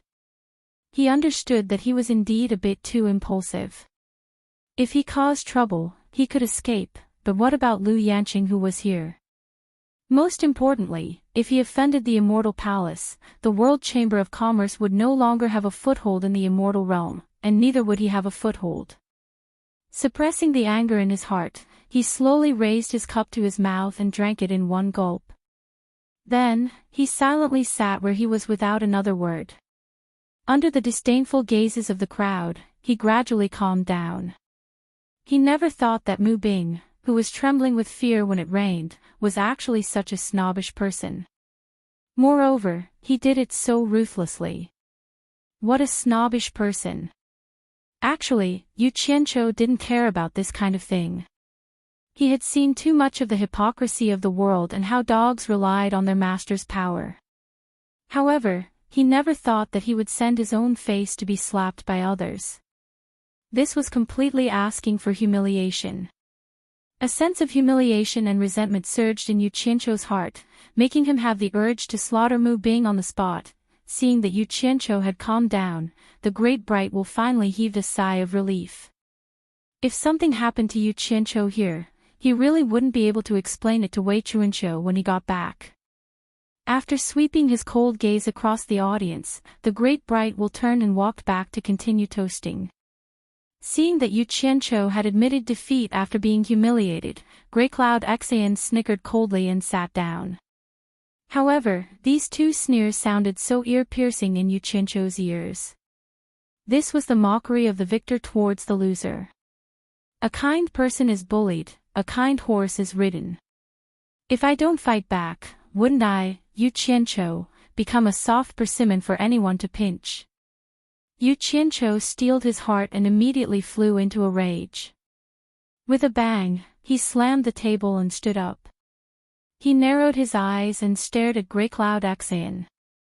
Everyone's gaze suddenly focused on him. Wan Lihong's eyes lit up as he thought to himself, is he going to flip out?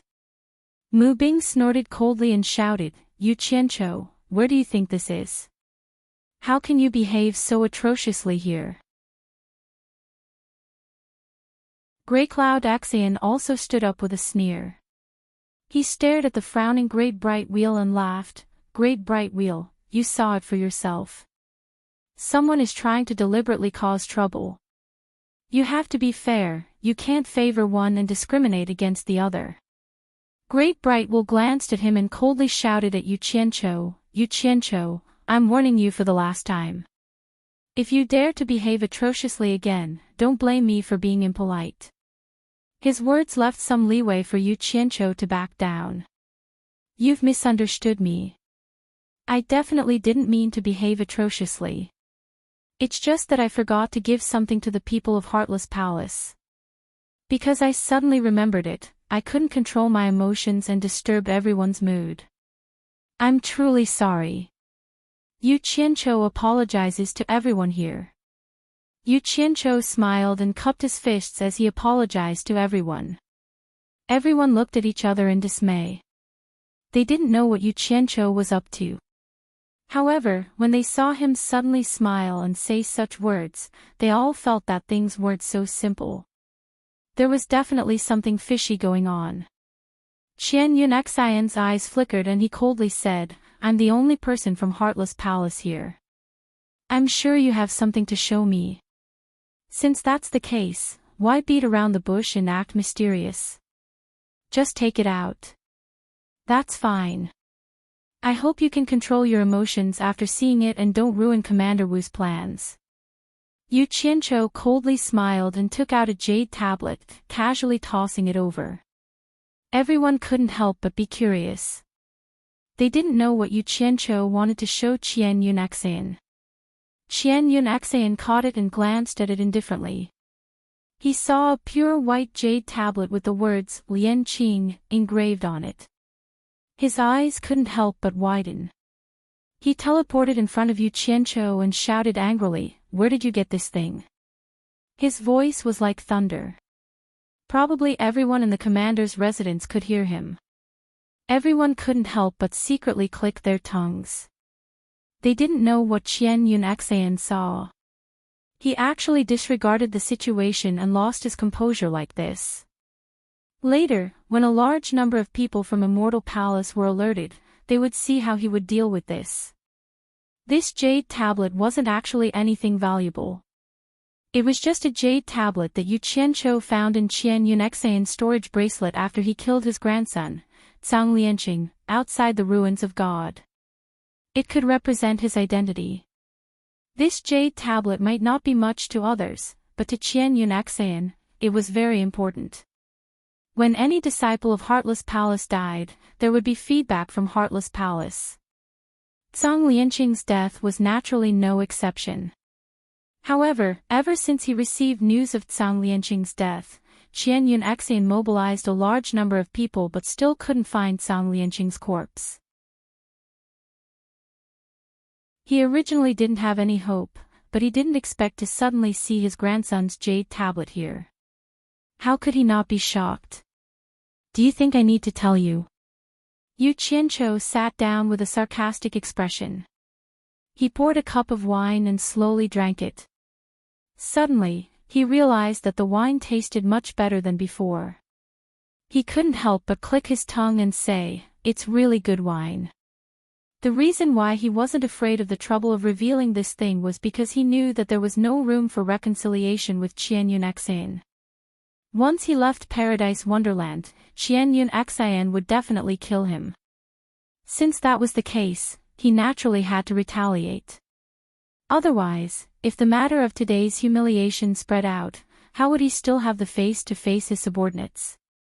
"You're the one who killed my grandson, Zhang Lianqing," Qianyun Xian said angrily. The moment these words came out, everyone was in an uproar. They all understood what Yu Qianqiu showed Qianyun Xian. It was definitely a keepsake of his grandson, Zhang Lianqing. De Ming Luan's brows knitted together. He realized that this Yu Qianqiu really wasn't afraid of blowing things up. He actually showed this thing at this time. Almost at the same time Qianyun Xian said this, a person in white flashed out from the crowd. He stared at Yu Qianqiu with a burning gaze and said, "Chai Junlang was also killed by you." This person was Xiaoyao Palace Master Chai Xiaoyao's eldest disciple, Ma Fengnan. Because he knew that Chai Junlang and Zhang Lianqing got into an accident on the same day, and the two of them were together every day during that period of time, he naturally had a reason to question Chai Junlang. Chai Junlang. Yu Qianqiu shook his head and said, "I don't know who Chai Junlang is, but based on the information I heard, I guess it should be the guy with the white jade folding fan." He was referring to the image of Chai Junlang, who boasted of his elegance and elegance. Ma Fengnan's pupils shrank, and he said sternly, "So, you admit that you killed him?" No. Please don't misunderstand. I didn't kill him." Yu Qianqiu pointed at Qianyun Xian, who wanted to kill him, and pointed at the jade pendant in Qianyun Xian's hand. He said, "When I saw the guy with the white jade folding fan, he should be Chai Junlang. He seemed to be quarreling with the owner of this jade pendant over a woman. In the end, the two of them fought with their lives on the line. Unfortunately, Chai Junlang's skills were inferior, and he was killed by the owner of this jade pendant, Zhang Lianqing. He died a miserable death. I don't know what kind of deep hatred Zhang Lianqing has for Chai Junlang, but it's all because of a woman. He. Chai Junlang begged for mercy before he died, but Zhang Lianqing killed him. He died a miserable death." The crowd was in an uproar again, and they all turned to look at Wanli Hong. Who didn't know that Zhang Lianqing and Chai Junlang had been fighting for Wan Boxing's granddaughter, Wan Ling? The only person who could make the two of them fight at all costs was probably Wan Ling. In order to please Wan Ling, the two of them had fought more than once or twice. No one expected that they would be so ruthless this time, and take each other's life.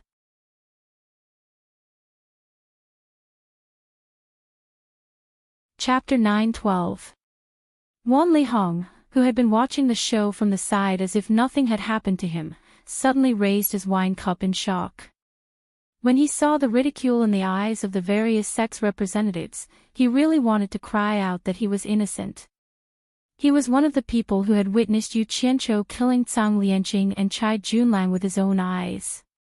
It was not what Yu Qianqiu had said. However, he had no way to stand out and testify for this matter. Firstly, he was wary of Yu Qianqiu's background and he really did not want to offend Yu Qianqiu. Secondly, these two people's deaths were really related to Wan Ling. If it wasn't for Wan Ling's intentional bait, these two people wouldn't have gone to Yu Qianqiu and ended up being killed by Yu Qianqiu in the end. Wanli Hong had an awkward expression on his face as he continued to drink his wine. Others might not understand, but he could see that this Yu Qianqiu was obviously trying to shift the blame for Chai Junlang's death onto Zhang Lianqing so that Xiaoyao Palace would find trouble with Heartless Palace. Thinking about it carefully, there might really be some trouble between these two sections. Chai Junlang was the only son of Xiaoyao Palace Lord Chai Xiaoyao. How could Chai Xiaoyao not seek an explanation from Heartless Palace? Even if he didn't, he would definitely seek an explanation from Zhangyun Xian. In short, Zhangyun Xian was in trouble. This Yu Qianqiu was indeed worthy of being an immortal emperor's secret agent. His methods were indeed ruthless. The moment he made a move, he wanted to make Zhongyun Xian suffer the consequences.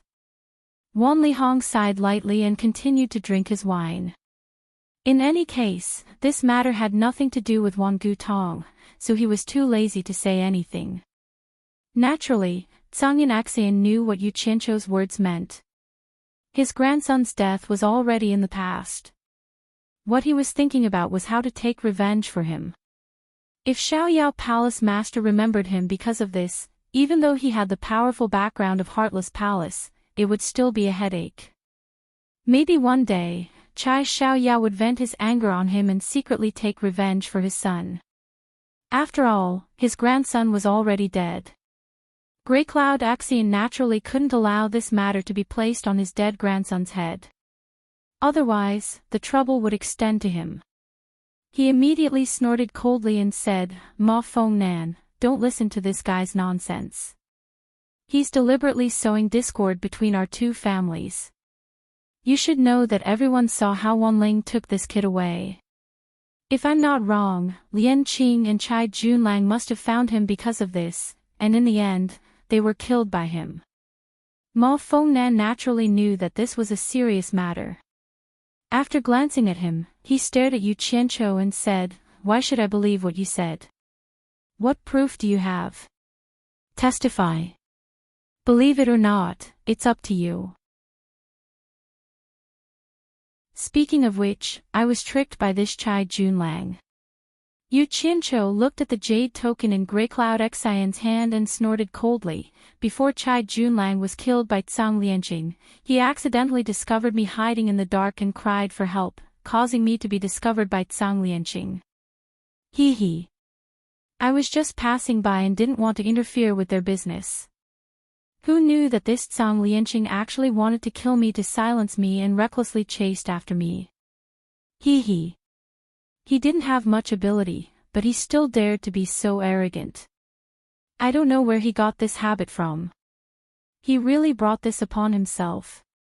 How could I not retaliate and allow him to kill me? Hence, I took his life and took his head." Everyone looked at each other and thought that this guy was really bold.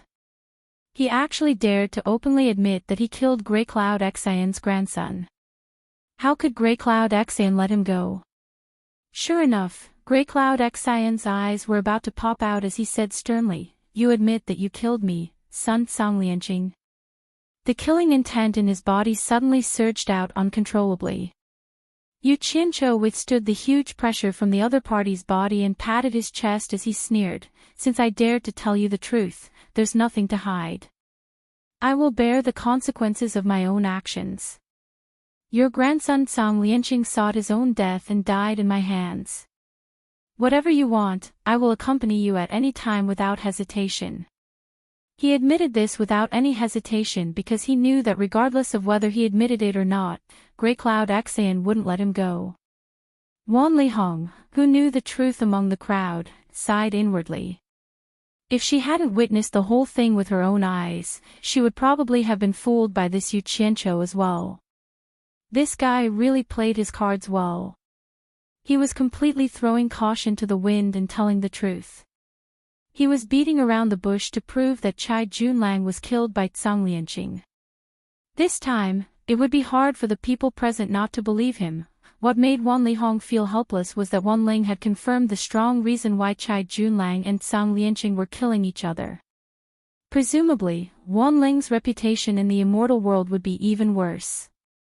Wanlihong wondered how Wanling would react if she knew what had happened today.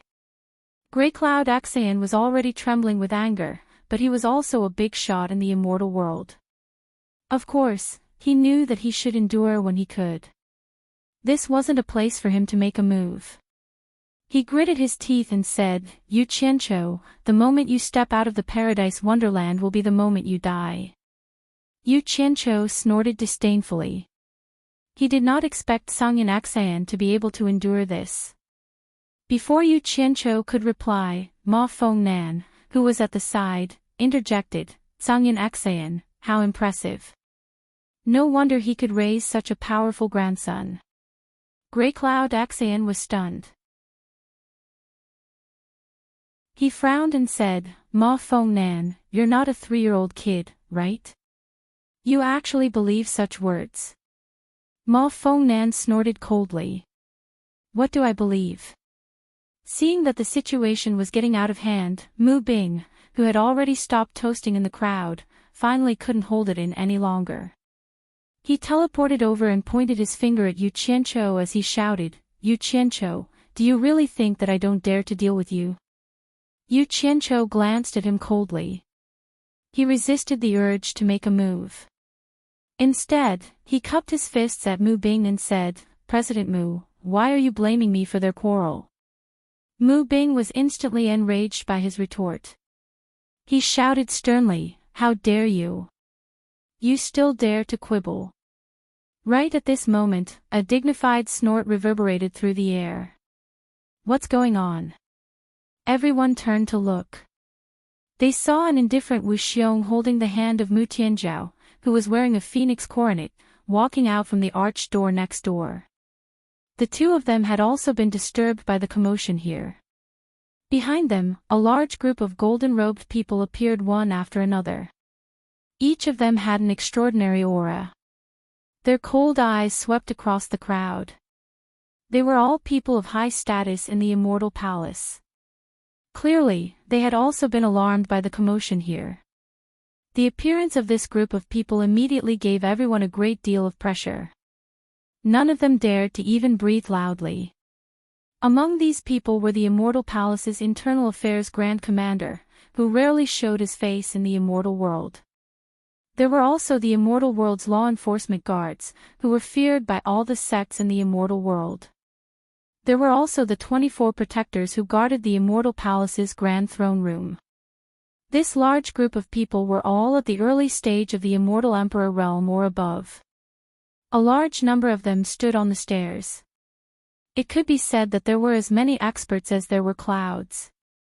Wu Xiong saw Mu Bing, Tsungin Axian and Ma Fongnan surrounding Yu Qianqiu. They were at daggers drawn. He didn't know what was going on. He cast a questioning look at the Great Bright Wheel and transmitted his voice to her. "Great Bright Wheel, what's the meaning of this?" Mu Tianjiao also seemed a little surprised. She didn't know why they were surrounding Yu Qianqiu. They had heard the commotion here before. They thought that nothing would happen with the Great Bright Wheel present. Who knew that the commotion here would not end? It was too outrageous. Everyone came to see what was going on. The Great Bright Wheel snorted coldly and replied, "It was originally nothing, but this is your family's business. Even I can't suppress it even if I wanted to." "Humph. Let me congratulate you first for finding a good father-in-law. He's very impressive. You've really opened the eyes of all the guests here." Although the words were full of sarcasm, it was more or less to settle the matter in advance. In fact, it was also to protect Yu Qianqiu. It was to let Wu Xiong know that there was originally nothing going on. It was all because of his father-in-law. Wu Xiong stared at Mu Bing with a slight frown.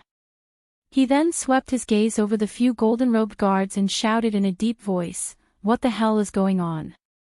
The golden-robed guards quickly rushed to the bottom of the stairs and saluted. However, thinking that the cause of this matter was Mu Bing's dissatisfaction with the guests, everyone turned to look at Mu Bing. No one dared to say anything because Mu Bing was the Grand Commander's father-in-law. They really couldn't afford to offend him. Moreover, they didn't dare to hide it from the Grand Commander. Thus, they were in a dilemma. Wu Xiong saw the reactions of his subordinates. Combined with the sarcasm of the Great Bright Wheel, he more or less guessed that the cause of this matter was related to Mu Bing. He couldn't help but feel a little annoyed in his heart. Mu Tianjiao was also an astute woman. She more or less sensed something from the expressions of the guards. However, she didn't know what had happened. She looked at Mu Bing inquiringly, hoping that her father would send a message to her. Unexpectedly, when Mu Bing saw Wu Xiong and his daughter arrive, he suddenly felt that he had someone to rely on. He glanced at the great bright wheel, which made him feel somewhat apprehensive, and immediately walked to the bottom of the stairs where his daughter and son-in-law were standing. He pointed at Yu Qianqiu and sneered, "This Yu Qianqiu has wantonly behaved atrociously here and angered the Heartless Palace's high consecrator Zhang. He has also deliberately provoked the relationship between the Heartless Palace and the Xiaoyao Palace. Even my attempts to stop him have been futile. It seems that the Grand Commander has to personally issue an order to punish him." Hearing this, Mu Tianzhao pursed her lips and stared fixedly at her father, still not saying a word.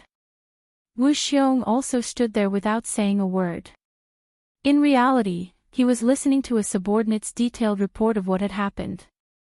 After listening, he tilted his head and glanced at Mu Tianzhao, then stared at Yu Qianqiu and indifferently said, "Yu Qianqiu, who gave you the courage to behave atrociously at this commander's wedding banquet?" The representatives of the various sects below all looked at Yu Qianqiu with pitiful gazes. They all reckoned that he was going to be out of luck. Only Wan Lihong didn't think much of it. He didn't think that anything would really happen to Yu Qianqiu. Mu Bing's face revealed a trace of complacency. Zhang Yunxin's expression showed that he couldn't wait to personally slaughter Wu Xiong. The representatives of the various sects all had expressions of pity or schadenfreude. Furthermore, the group of experts on the stairs looked at him as if they were looking at an ant. It turned out that in everyone's eyes, he was someone who could be easily bullied. Yu Qianqiu took in everything that was happening. A ruthless sneer surfaced in his heart, but his face was filled with endless grief and indignation. He cupped his hands towards Wu Xiong and said, "Reporting to Commander, President Mu's words have made the final decision. I have nothing to say, and I don't want to defend myself. Just as President Mu said, I don't have the qualifications to attend the Commander's wedding banquet. I overestimated myself and came here to humiliate myself."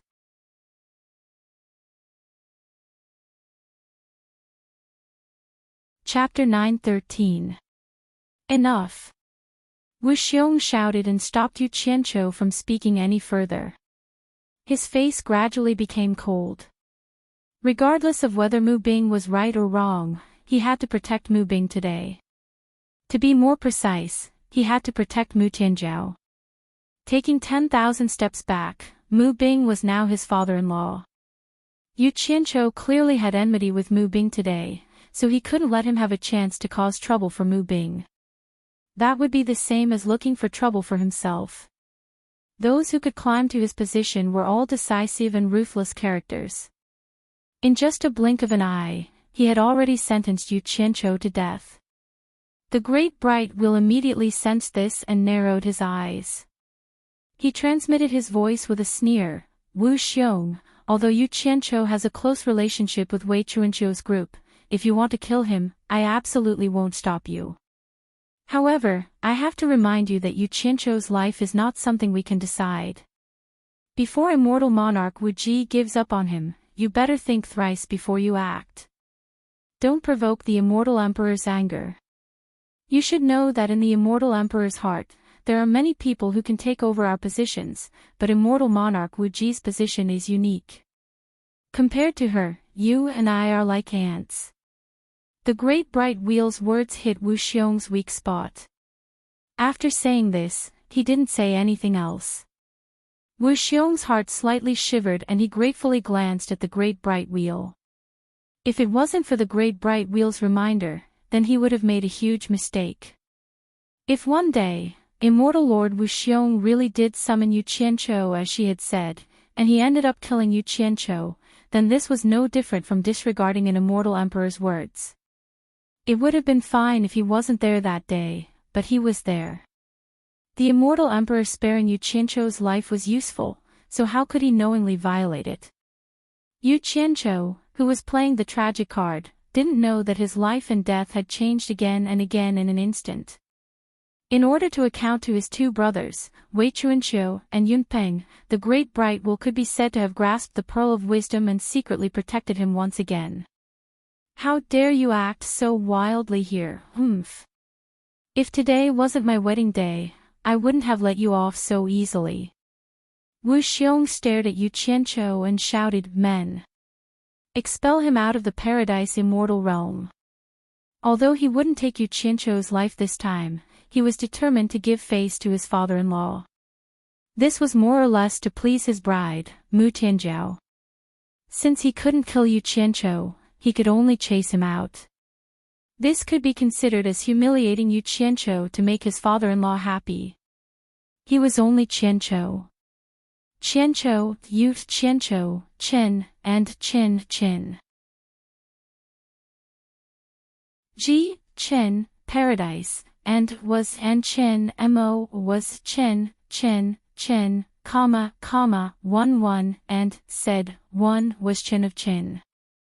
Being able to stay alive in the paradise immortal realm was already a blessing in disguise.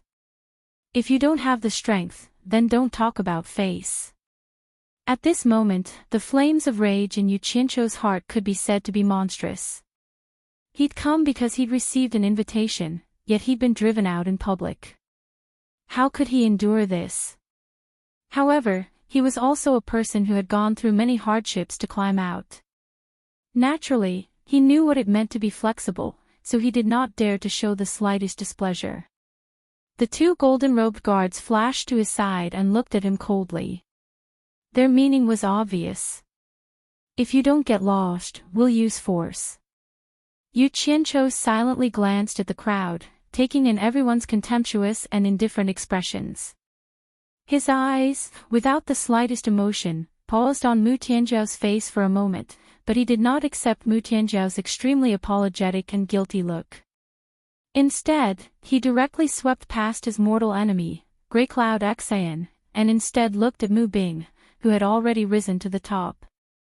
Mu Bing's eyes were filled with disdain, as if saying that if it wasn't for today's big day, how could you still be alive? Their eyes met for a while. Yu Qianqiu's eyes did not reveal the same arrogance as Mu Bing's. He simply looked at him from head to toe, then transmitted his voice to the great bright wheel, "Please, for the sake of Bat King Wei, help me bring Lady Lu along on the way back." The great bright wheel secretly transmitted his voice back, "The people from Heartless Palace will not let you go. I will help you delay him for a while. After you leave the paradise immortal realm, find a secret place to hide. When I return, I will bring you along with me." Naturally, Yu Qianqiu knew that the great bright wheel was referring to was Grey Cloud Xan. He immediately replied proudly, "Although I am no match for him, if Grey Cloud Xan wants to kill me, he is not capable enough. There is no need to stop me.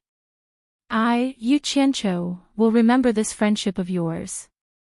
I will definitely repay you in the future." With that, he no longer had any lingering feelings for this place. Under the moonlight, he bore the humiliation all over his body and strode away. The great bright wheel looked at his back thoughtfully. He did not think that Yu Qianqiu's words were too arrogant. Instead, he thought about how he was able to recruit Wei Chuanqiu and Yunpeng to serve him. He must have some extraordinary qualities, so he would wait and see. Mu Tianjiao's eyes were filled with helplessness as she stared at the back of the resolute leaving figure. From the determined look in his eyes, she could see that from now on, they could no longer be friends. Instead, they might become enemies. Anyone who suffered such a great humiliation would probably never be able to forget it for the rest of their lives. Seeing Yu Qianqiu's figure disappear outside the door, Mu Tianjiao's eyes were filled with frustration and helplessness. She looked at her father, not knowing what to say. She did not want to say anything more. This was because personality determined one's fate. She knew that no matter what she said, there was no turning back. How dare he come here to cause trouble? If it wasn't for the fact that today is a joyous occasion, it would be too easy for him to leave alive. Mu Bing snorted coldly and immediately put on a smile. He picked up his wine glass and displayed the spirit of a host. He greeted the surrounding guests. "Don't let an irrelevant person spoil our mood. Everyone, please continue to drink to your heart's content." The group of guests immediately smiled and raised their glasses. Sure enough, they acted as if nothing had happened. The Great Bright Wheel and Wu Xiong looked at Mu Bing at almost the same time. The two of them did not say anything. The Great Bright Wheel continued to raise his glass to help Wu Xiong entertain the guests. However, at this moment, Tsangyin Axayan suddenly walked out. He walked to the bottom of the stairs and cupped his hands towards Wu Xiong. Great Commander. I am truly sorry. I am feeling unwell and will take my leave now. I hope the Great Commander will be magnanimous enough to forgive me. As soon as he said this, the guests from the various sects all looked at each other. They all knew that Tsangyin Axayan's feeling unwell was just an excuse. It was most likely that he wanted to go out and kill Yu Qianqiu. In the crowd, Wan Lihong looked at Tsangyin Axayan with a strange expression.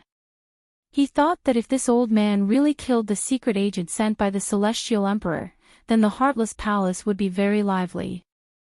Since you are feeling unwell, I won't keep you. Wu Xiong smiled and raised his hand, gesturing for him to leave. Of course, he knew what Tsangyin Axayan wanted to do.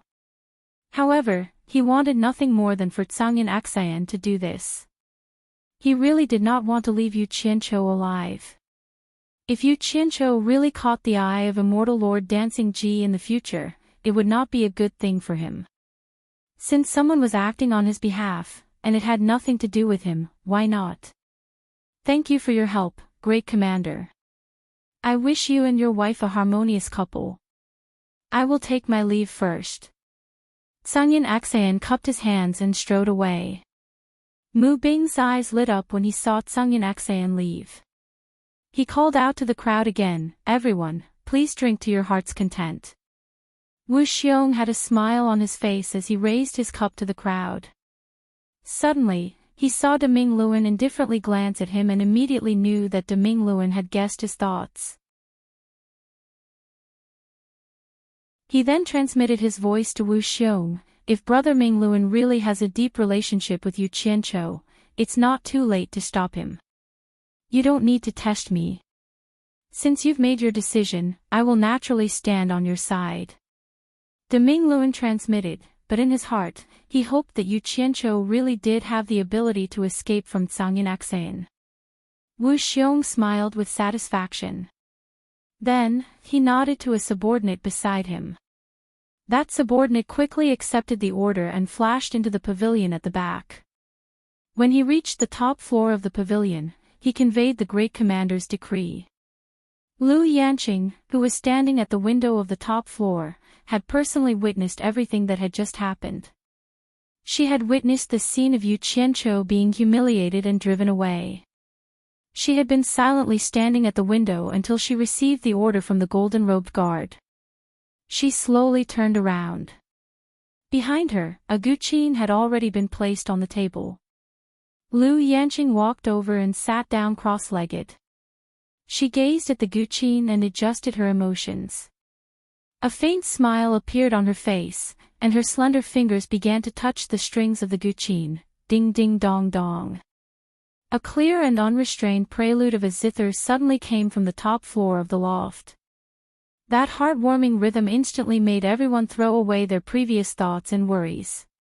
It immediately grasped everyone's heartstrings, allowing everyone's mood to gradually relax along with the zither. After the melody changed, a clear and melodious female voice sang from the pavilion, "The world of mortals is laughable. Infatuation is the most boring. It's good to look down on everyone. This life is not over, but the heart has no worries. I just want to be free and unfettered for the rest of my life. I smile at people when I'm awake, and forget everything in my dreams. I sigh that the sky darkens too early. The next life is unpredictable. Love and hate are written off. I only wish to be happy until I'm old." Everyone's faces were filled with surprise and infatuation when they suddenly heard the sound of nature. The sound of cups rising and falling had completely disappeared. Everyone's eyes involuntarily looked up at the pavilion. It just so happened that the moon was hanging high in the sky above the pavilion. It was exceptionally bright. The sound of nature flowed out slowly under the hazy moonlight. Everyone felt as if they had fallen into a dream. They were so relaxed and happy that they could not extricate themselves. De Mingluan looked at the pavilion with some surprise. Others did not know, but he knew who was in the pavilion. It was the girl that he had personally brought.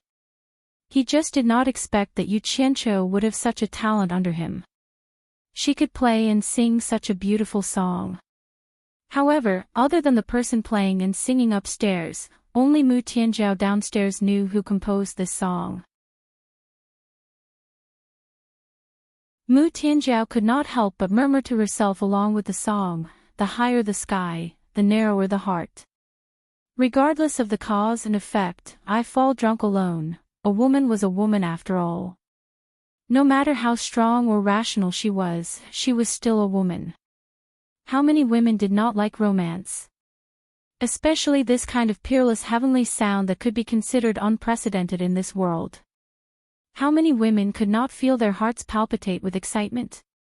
It was a pity that the talented person who could produce such a romantic song had no fate with her. Mu Tianjiao suddenly felt a pang of pain in her heart. Her heart ached for not persevering. She felt that she had lost something because of something. Wu Xiong heard her murmur and tilted his head to look at her. He smiled and said, "My Wu Xiong's wife indeed has unique foresight. Her recommendation was not wrong at all. To be able to hear such heavenly music on our wedding day is the fortune of 3 lifetimes." He stretched out the empty wine cup in his hand and someone immediately filled it. He was in a good mood as he raised his cup and laughed heartily at everyone. As the song goes, we should sing to the wine and be happy until we're old. Let's drink to our heart's content.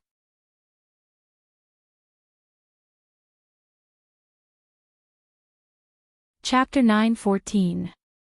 Some people were happy, while others were unhappy. While these people were drinking and singing, Yu Qianqiu, who had been chased out in humiliation, was rushing out of the paradise immortal realm. His heart was cold. He wanted to leave the paradise immortal realm as soon as possible. If anything happened, it would not be convenient to make a move in the paradise immortal realm. However, the accident he had guessed still happened. Yu Qianqiu, who was flying at high speed, suddenly heard a cold snort. He turned his head and was shocked to see that Sungyin Axian had caught up to him and was flying not far away from him. Yu Qianqiu had thought that he would come, but he did not expect him to come so soon. "Why are you so flustered? Are you afraid now?" Sungyin Axian sneered. Yu Qianqiu immediately sneered, "Old dog. Do you think I need to be afraid of you now?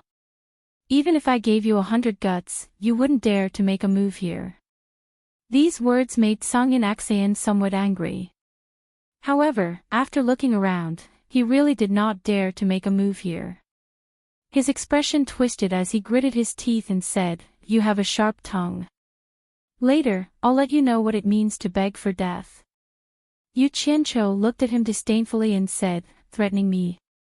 Do you believe that I'll make you beg for death right now? You?" Sungyin Axian put on a fake smile and said, a toad yawning. "You sure have a big tone. Hee hee. Not only do I have a big tone, I also have big guts. Do you want to give it a try?" Yu Qianqiu flicked his sleeves, and over 100 azure flame flying swords flew out of his sleeves, circling around him as he flew. Sungyin Axian's pupils shrank, and he said in a low voice, "You dare to make a move here?" Yu Qianqiu smiled sinisterly and said, "You think I don't dare? This old man's life is worthless, and I'll die if I go out anyway. Rather than that, I might as well fight it out with you here. Everyone knows that you're here to kill me anyway, so it's only natural for you to make a move against me. Regardless of whether I made a move first or not, as long as you break the rules of the Paradise Immortal Realm, don't think about having a good life. Hee hee. Even if I were to shout for help right now, I could still make you suffer the consequences." To be able to drag you, an expert from the Heartless Palace, down with me, I won't die in vain. It's worth it. Greycloud Xian's expression changed and his face twitched. He didn't expect this guy to be so shameless and actually use this move to threaten him. However, he had no choice but to believe it. Think about it, a person who had been forced into a desperate situation, what else would he not dare to do? Using his precious life to gamble for Yu Qianzhou's lowly life was not worth it. Old dog. I'm warning you, if I can still see you within a kilometer of me within the count of 3, don't blame me for hunting you down in the Paradise Immortal realm. We'll all die together. Yu Qianzhou raised 3 fingers and counted with a ferocious expression, 1. 2. The ruthlessness of a hooligan was undeniable. However, before he could finish counting 2, Greycloud Xian gritted his teeth and turned into a flowing light. He felt extremely sullen in his heart. A grand early-stage Immortal Emperor expert was actually scared away by a small fry. However, he really couldn't afford to play such a hooligan game. Even if he wanted to bet, he didn't have the guts to do so. His life was more precious than the other parties. This was the so-called barefooted person wasn't afraid of those who wore shoes. Yu Qianzhou winked and cheerfully put away the flying swords that were circling around him. He really didn't have the confidence to fight against such an expert. If he wasn't forced into a corner, it would be best not to fight against such a person. The risk factor was just too great. As long as he could force the other party a little further away, once he left the Paradise Immortal realm, he would be able to escape at any time. Otherwise, with the other party by his side, there was a possibility of being killed at any time. Perhaps, he wouldn't even have the time to escape. However, he only laughed for a short while before he couldn't laugh anymore. He could faintly see that Greycloud Xian was always in front of him. Clearly, he was staring at him. According to this trend, the other party would sooner or later be waiting for him at the border of the Paradise Immortal realm. However, it wasn't convenient for him to teleport away. Moreover, he couldn't stay here or change his flying direction. He believed that if he did that, the people from the Immortal Palace would immediately come to interfere. However, after thinking about it, he felt relieved. Greycloud Xian was so timid, he probably wouldn't dare to make a move at the border of the Paradise Immortal realm. In the end, as Yu Qianzhou expected, when he was about to fly to the border of the Paradise Immortal realm, Greycloud Xian was floating in mid-air hundreds of meters away, waiting for him with a sinister smile. Yu Qianzhou's figure flashed and landed on a hill at the critical point. He raised his middle finger at Songyun Xian, his face full of mockery and disdain, and then directly burrowed into the ground. He knew Earth escape. Greycloud Xian was shocked. He immediately teleported over and scanned the surroundings with his perception. However, he couldn't find any trace of Yu Qianzhou. Greycloud Xian didn't believe that Yu Qianzhou could escape so quickly underground. Everything had happened in the blink of an eye. With the other party's cultivation, it was impossible for his Earth escape speed to be faster than the speed of his perception. However, after searching all over the place, he still couldn't find anything. In the end, the enraged Greycloud Xian would immediately wave his palms and shoot out rays of light whenever he found any suspicious places underground. Explosions shook the surroundings, blasting hundreds of deep holes in the ground. However, he still couldn't find any trace of Yu Qianzhou. After the commotion ended, Greycloud Xian couldn't help but stand dumbstruck on a hill in the wilderness. If this matter got out, he would definitely become the laughing stock of the immortal world.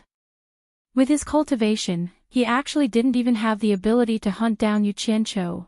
In the Paradise Immortal mountain range not too far away, 2 golden-robed guards looked at each other.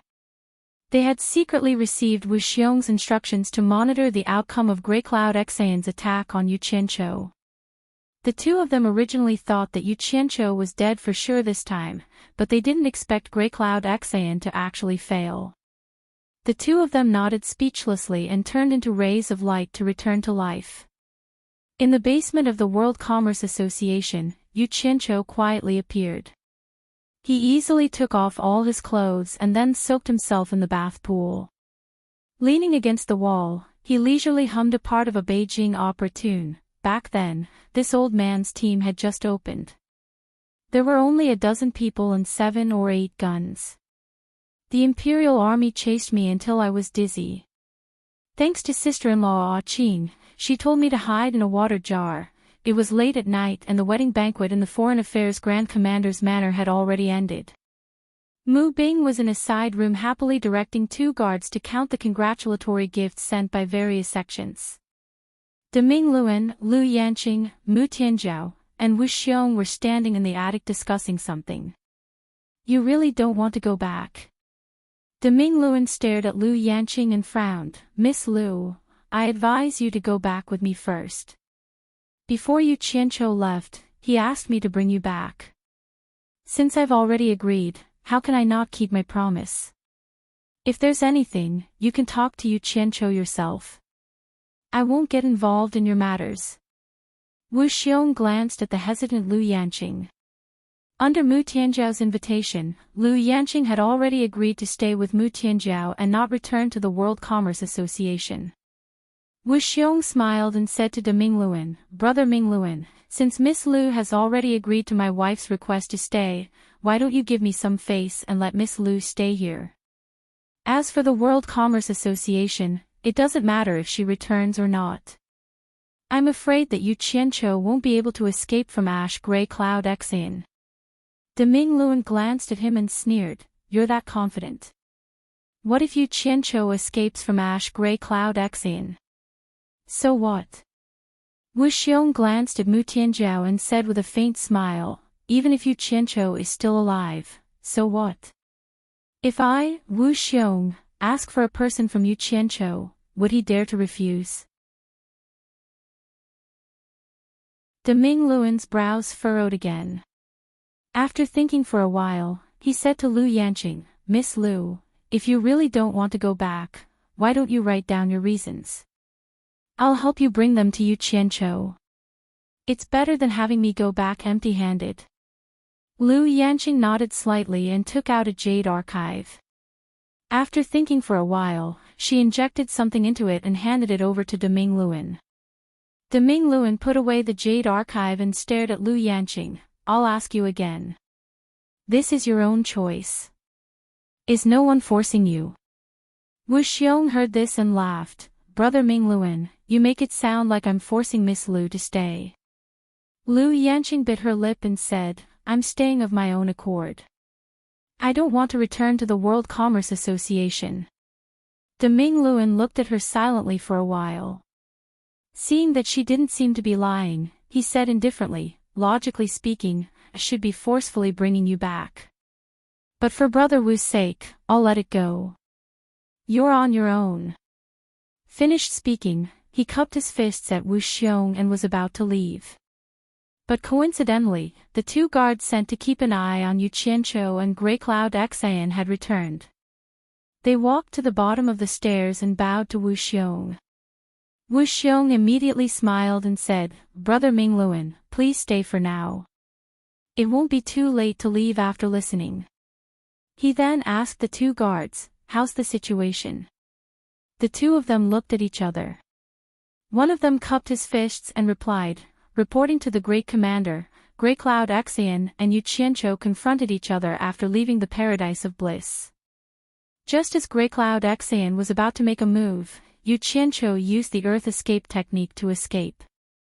Grey Cloud Exean caused quite a commotion to chase after him, but he still couldn't stop Yu Qianqiu from escaping. Wu Xiong was stunned.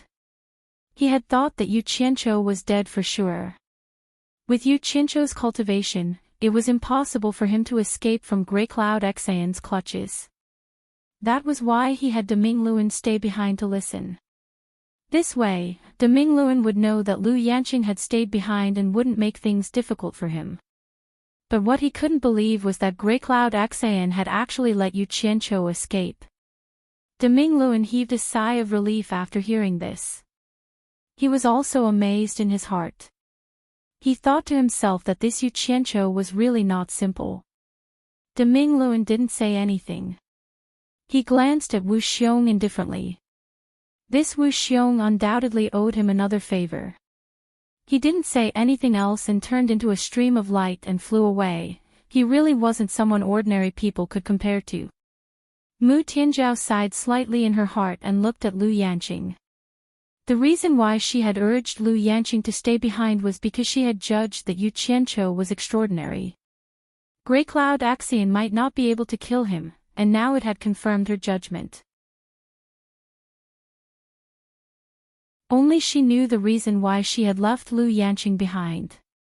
She knew that the relationship between the Mu family and Yu Qianqiu could not be salvaged, but she still wanted to make one last effort. She vaguely felt that Lu Yanqing might be able to play a role when the time came. She might even be able to save Mu Bing's life at a critical moment, so she had tried her best to keep her.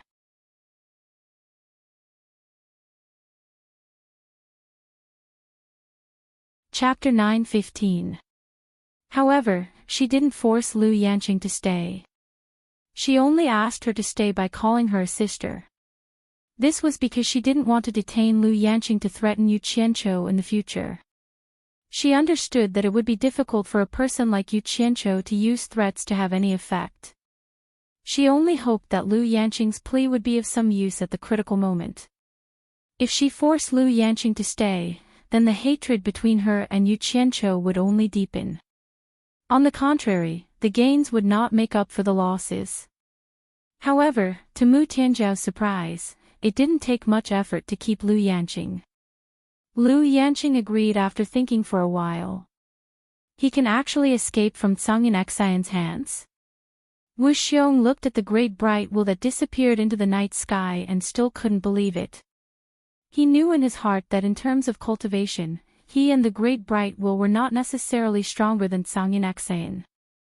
For Yu Qianqiu to be able to escape from Tsang and Xion's hands, it could only mean that this person was indeed not simple. It's late at night, Miss Lu should go and rest. Wu Xiong suddenly said to Lu Yanqing. Lu Yanqing bowed slightly to the couple and then left.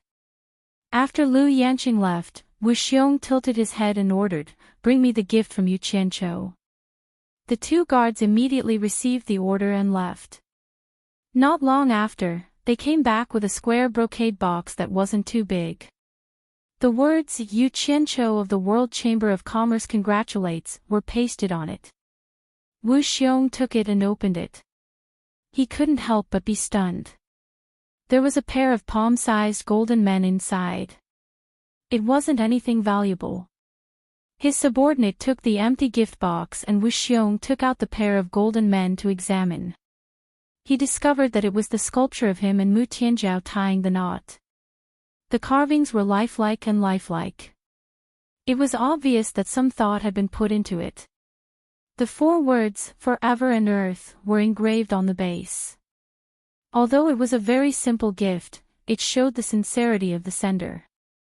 Wu Xiong silently glanced at Mu Bing, who was busy counting the congratulatory gifts, and sighed regretfully in his heart. If it weren't for you, why would I have to drive away a sincere congratulatory guest? Little did they know that Yu Qianqiu had no choice but to give away this thing, because he realized that the valuable immortal herb he had prepared in advance was simply not presentable, and he did not have the time to prepare another one, so he could only use the gold Jew to show his sincerity. Yu Qianqiu is Madam's friend. Madam, take a look. Handing the sculpture over to Mu Tianzhao, Wu Xiong sighed, "I'm afraid that my actions today have hurt your friend." Mu Tianzhao held the sculpture in silence, her gaze lingering on the 4 words, "Forever and Earth," for a long time. No one knew what she was thinking. It's late. Wu Xiong looked at Mu Tianzhao with a sly smile. "Madam, the most important part of the wedding hasn't been completed yet." Mu Tianzhao was startled for a moment, then immediately understood what he meant. Her face instantly became flushed, and she was so embarrassed that she could barely lift her head. Wu Xiong laughed heartily as he grabbed her hand and pulled her away. the door to the bedroom in the inner residence was tightly shut, and the room was brightly lit, illuminating the newly decorated bridal chamber. Under the illumination of the candles, a beautiful couple sat on the edge of the bed, their arms crossed, and drank a cup of cross-cup wine. Wu Xiong took the empty wine cup from Mu Tianzhao's hand, and with a wave of one hand, the two wine cups landed firmly on the table in the room. At this moment, Mu Tianzhao's face was flushed, and her head was slightly lowered. Under the candlelight, she looked especially charming. Wu Xiong couldn't help but feel a little dazed. His throat moved, and he swallowed his saliva. Out of all the people in the world, I was moved the first time I saw you, madam. I have never felt this way since I embarked on the path of cultivation. Madam, don't you think this is fate?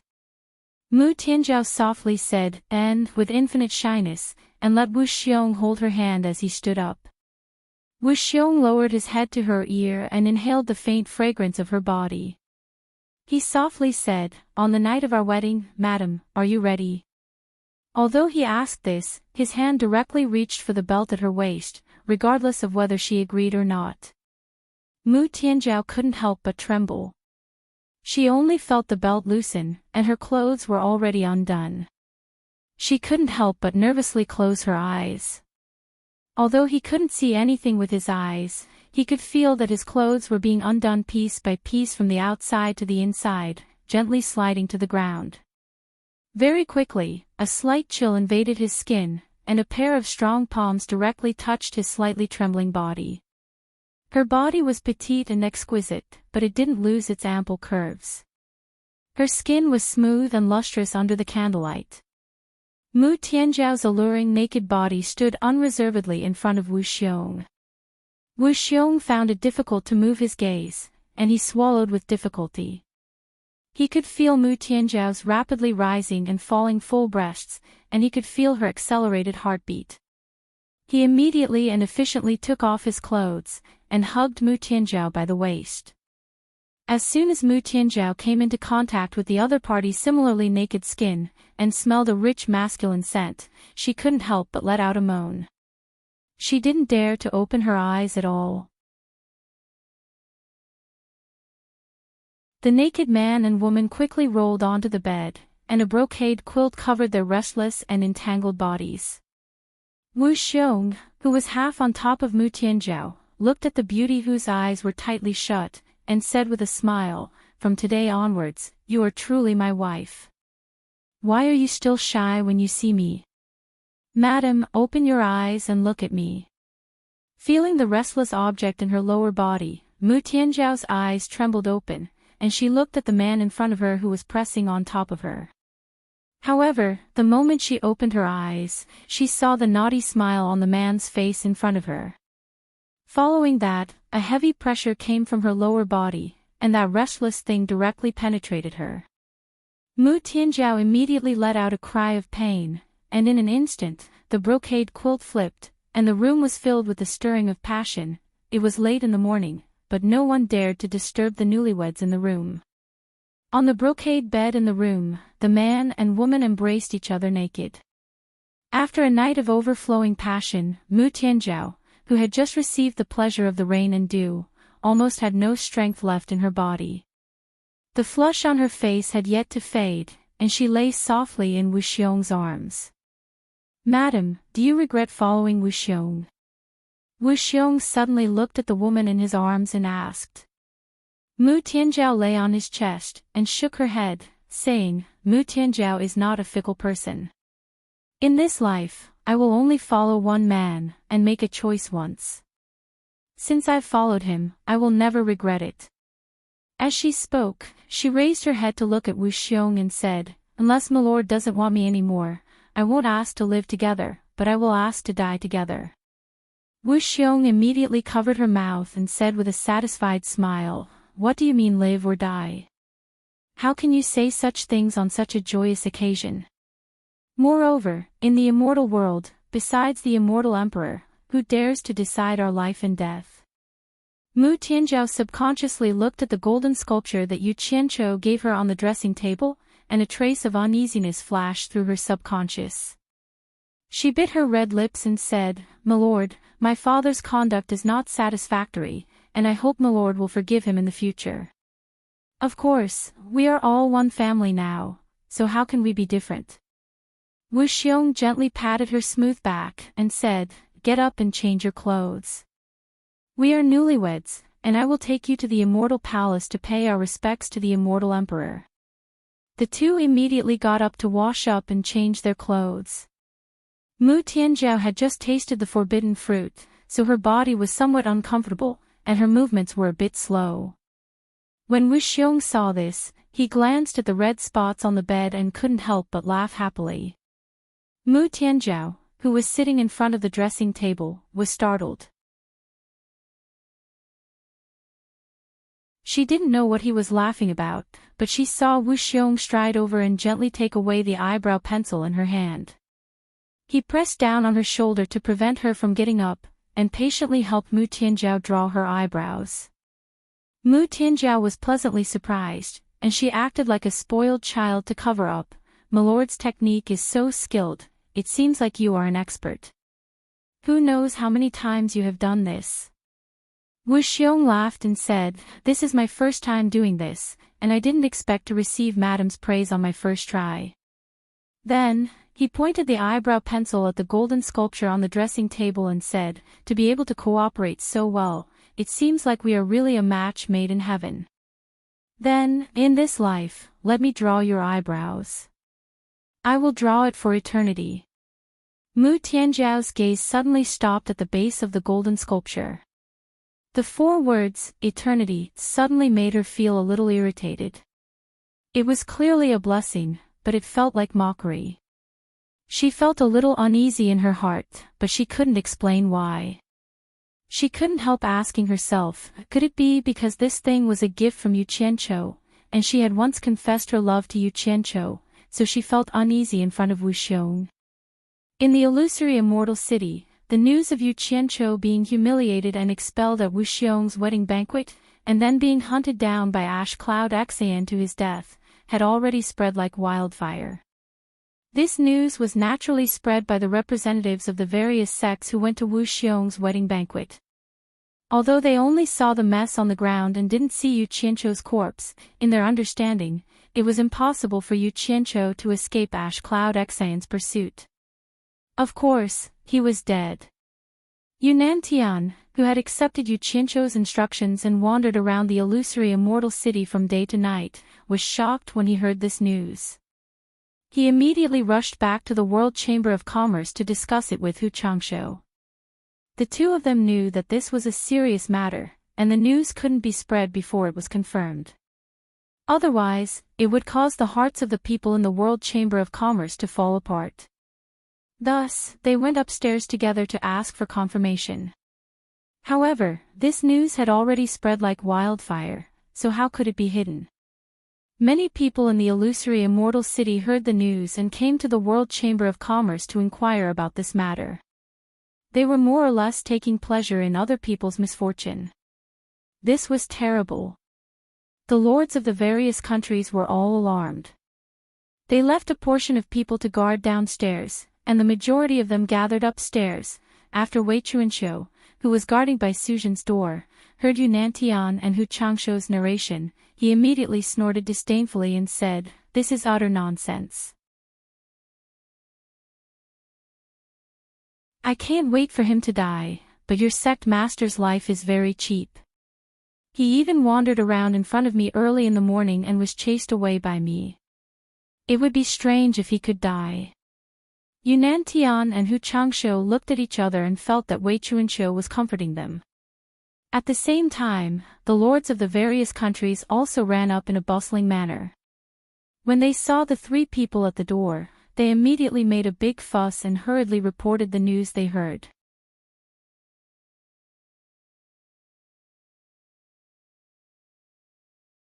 Chapter 9:16. At this time, the door to Wei Chuanqiu's room at the end of the corridor suddenly opened, and a sleepy Yu Qianqiu walked out. Standing at the door, he knocked on it twice, immediately attracting everyone's attention. They saw Yu Qianqiu pointing at a group of people and cursing, "What is it? Why are you shouting and making a ruckus here? Are you all tired of living and want to rebel? Get out of here if you don't want to die. In the eyes of these people, Yu Qianqiu's authority was unquestionable. The authority of the torture envoy had long been ingrained in their bones. The most terrifying thing was that apart from this torture envoy, there was also the old torture envoy who was even more powerful than the immortal Emperor Jin Tai in their hearts. That old torture envoy was someone who dared to go to the underworld to fight the Emperor of the underworld. No one doubted that the old torture envoy would come out to fight Jin Tai one day. Who knew if the current torture envoy and the old torture envoy were still in contact? However, seeing that the current torture envoy, Yu Qianqiu, dared to come to the celestial realm to cause trouble, it was obvious that he was very confident. Although Bai Changchun had left them for many years, the shadow left in their hearts was hard to erase. Especially the legend of him fighting the Emperor of the Underworld, it was even more terrifying. They were both proud and afraid. When Yu Qianqiu showed up and yelled at them, the rumor was shattered. Who dared to stay and look for trouble? The group of people immediately lost their temper and shut their mouths obediently. They all ran away with their tails between their legs, afraid that they would be beaten up if they were too slow. The entire 22nd floor became quiet again. What happened? Who died? Yu Qianqiu swayed his sleeves as he walked over. Wei Chuanqiu looked him up and down and asked suspiciously, "Everyone is saying that you were humiliated at Wu Xiong's wedding and then killed by Grey Cloud Xian. What is going on?" Yu Qianqiu was startled when he heard that. Then, he sneered and gritted his teeth. "It's not just a humiliation, it's a great humiliation. It would have been fine if it was anyone else, but it just had to be, you ingrate surnamed Mu. Don't think that I won't dare to do anything to you just because you have Wu Xiong's support. Wash your butts and wait for this daddy to kill your entire family and exterminate your entire sect. Ingrate bastard." Wei Chuanqiu had seen him angry before, but this was the first time she had seen this kind of anger that came from the depths of his bones.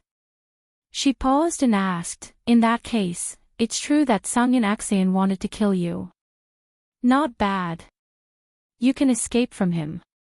Yu Qianqiu rolled his eyes at him and sneered, "He wants to kill me. If I wasn't at the edge of the paradise of bliss, I would have roasted him with my purple fire." Sho!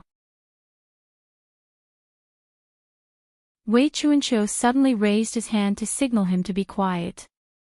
He tilted his head to look at the staircase leading down from the rooftop and said, "Someone has arrived at the rooftop. It seems like he is negotiating with Yun Peng." In order to let Bai Suzhen cultivate in peace, he was on high alert at all times. Yu Qianqiu followed along and looked over, but didn't find anything. After waiting for a while, he suddenly saw a stream of light flash from the staircase and appear in front of the two of them. It was the Great Bright Wheel. When the Great Bright Wheel saw Yu Qianqiu, he was very surprised and asked, "Why are you back so soon?" According to his calculations, with Yu Qianqiu's cultivation, it would take at least a day for him to return. Due to the inconvenience of his identity, he wanted to inform Wei Chuanqiu and Yunping to go out and greet him on the way, in case something happened to Yu Qianqiu. He didn't expect that he had already returned. However, Yu Qianqiu looked behind him and asked, "She didn't come back with you?" Naturally, he was asking about Lu Yanqing. "She's still at Wu Xiong's manor." Before the Great Bright Will could finish, Yu Qianqiu's face had already turned ferocious. He said sternly, "Wu Xiong detained my people?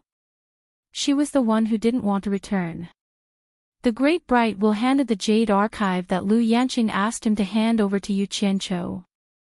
He then tilted his head to look at the tightly shut door behind Wei Chuanqiu and asked with a frown, "Is Bai Suzhen inside?" He. It's not convenient to disturb her cultivation inside." Wei Chuanqiu chuckled guiltily. The Great Bright Will gave him a meaningful look. It was obvious that he was suspicious, but he didn't say anything more. He turned into a stream of light and disappeared from the staircase. After reading the contents of the Jade Archive, Yu Qianqiu casually crushed it into powder.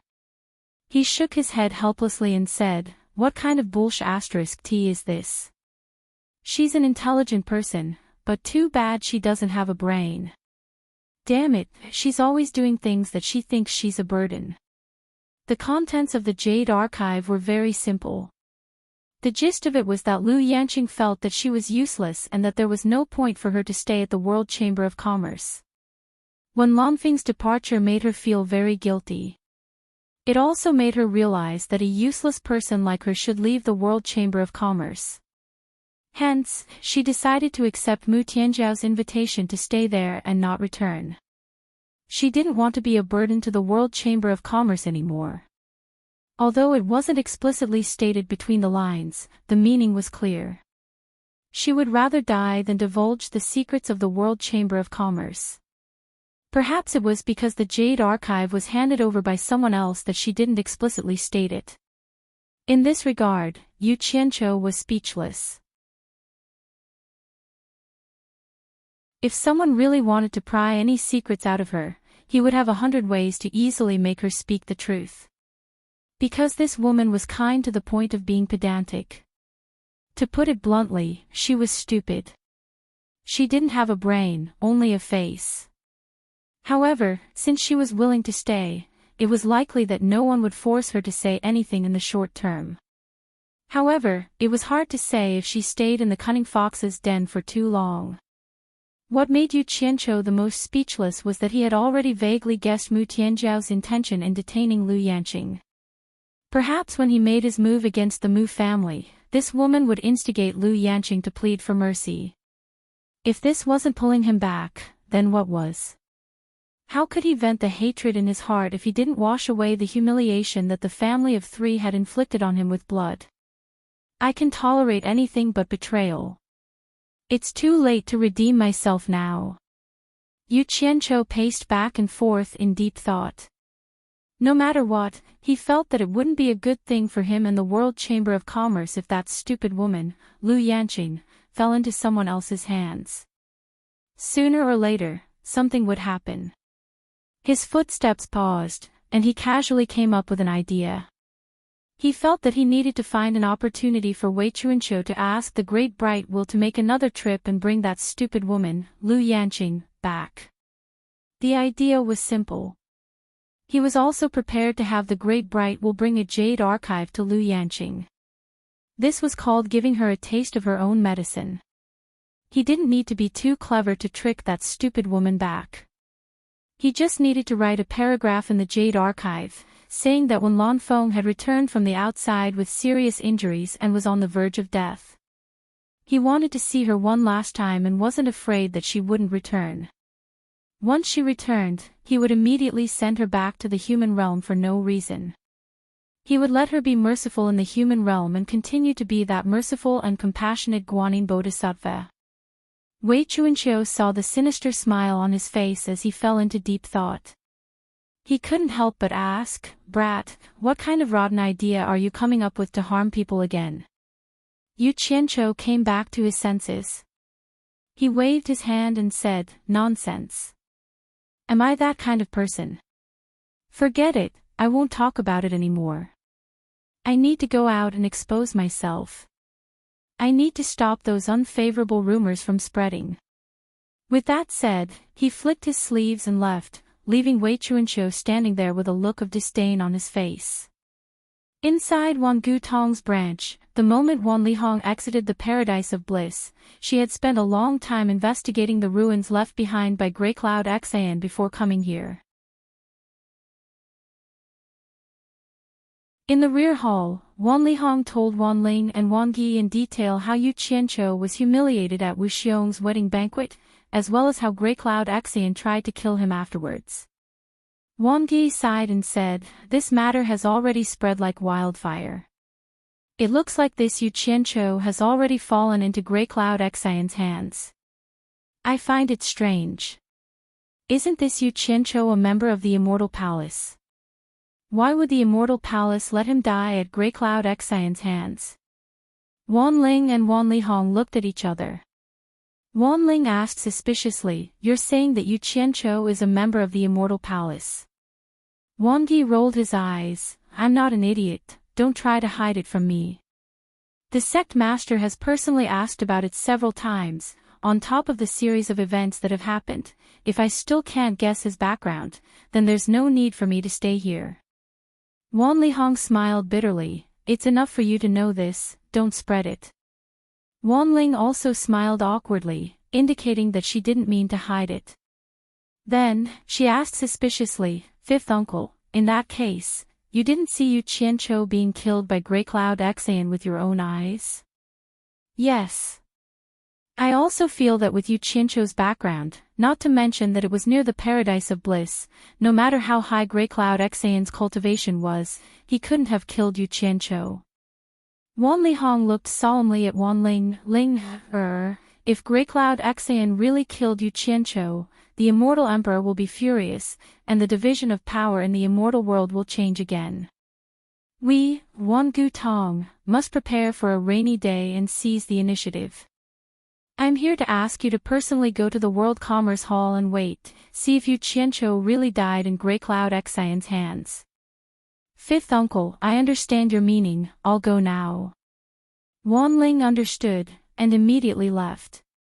When Wanling arrived at the World Commerce Hall, she saw Yu Qianqiu standing outside the building, pointing at a group of people and cursing, "Who's the one who started this rumor, cursing me to die? Just that old bastard Grey Cloud Xan wants to kill me. All of you, scram." The group of onlookers really did scram, but it was obvious that they were sent by the sects to gather information, so they left to report. Even though the sects didn't know as much as Wanling, gathering information was the least they could do. In the blink of an eye, the area in front of the World Commerce Hall became much quieter. Wanling was speechless when she saw Long Xiaozhou standing beside Yu Qianqiu, smiling like a flower, as if she really liked Yu Qianqiu. Seeing this scene, Wanling suddenly felt a nerve in her brain inexplicably throbbing. She felt as if her nerves had suddenly gone haywire. She couldn't help but recall that day in the bathroom downstairs of the World Chamber of Commerce when she was forced to flee in tears by Long Xiaozhou. Wanling's face instantly lit up with a bright smile, and she dashed down, blocking the path of a man and a woman who were about to enter the building. Seeing that it was Wanling, Yu Qianqiu was about to greet her with a smile, but Wanling leaned over and called out sweetly, "Big brother Yu, it's great to see that you're fine. Do you know how worried I was when I heard the rumor that something happened to you?" Her voice was coy, almost causing goosebumps to rise all over Yu Qianqiu's body. You're tuning into the LoveLore Library YouTube channel. We're so grateful for your support, and don't forget to subscribe to join us on this incredible journey through captivating stories. Your generosity through donations truly makes a world of difference, as it's the primary source of revenue that allows me to expand and enhance this channel for you. Thank you from the bottom of my heart for being a part of this adventure.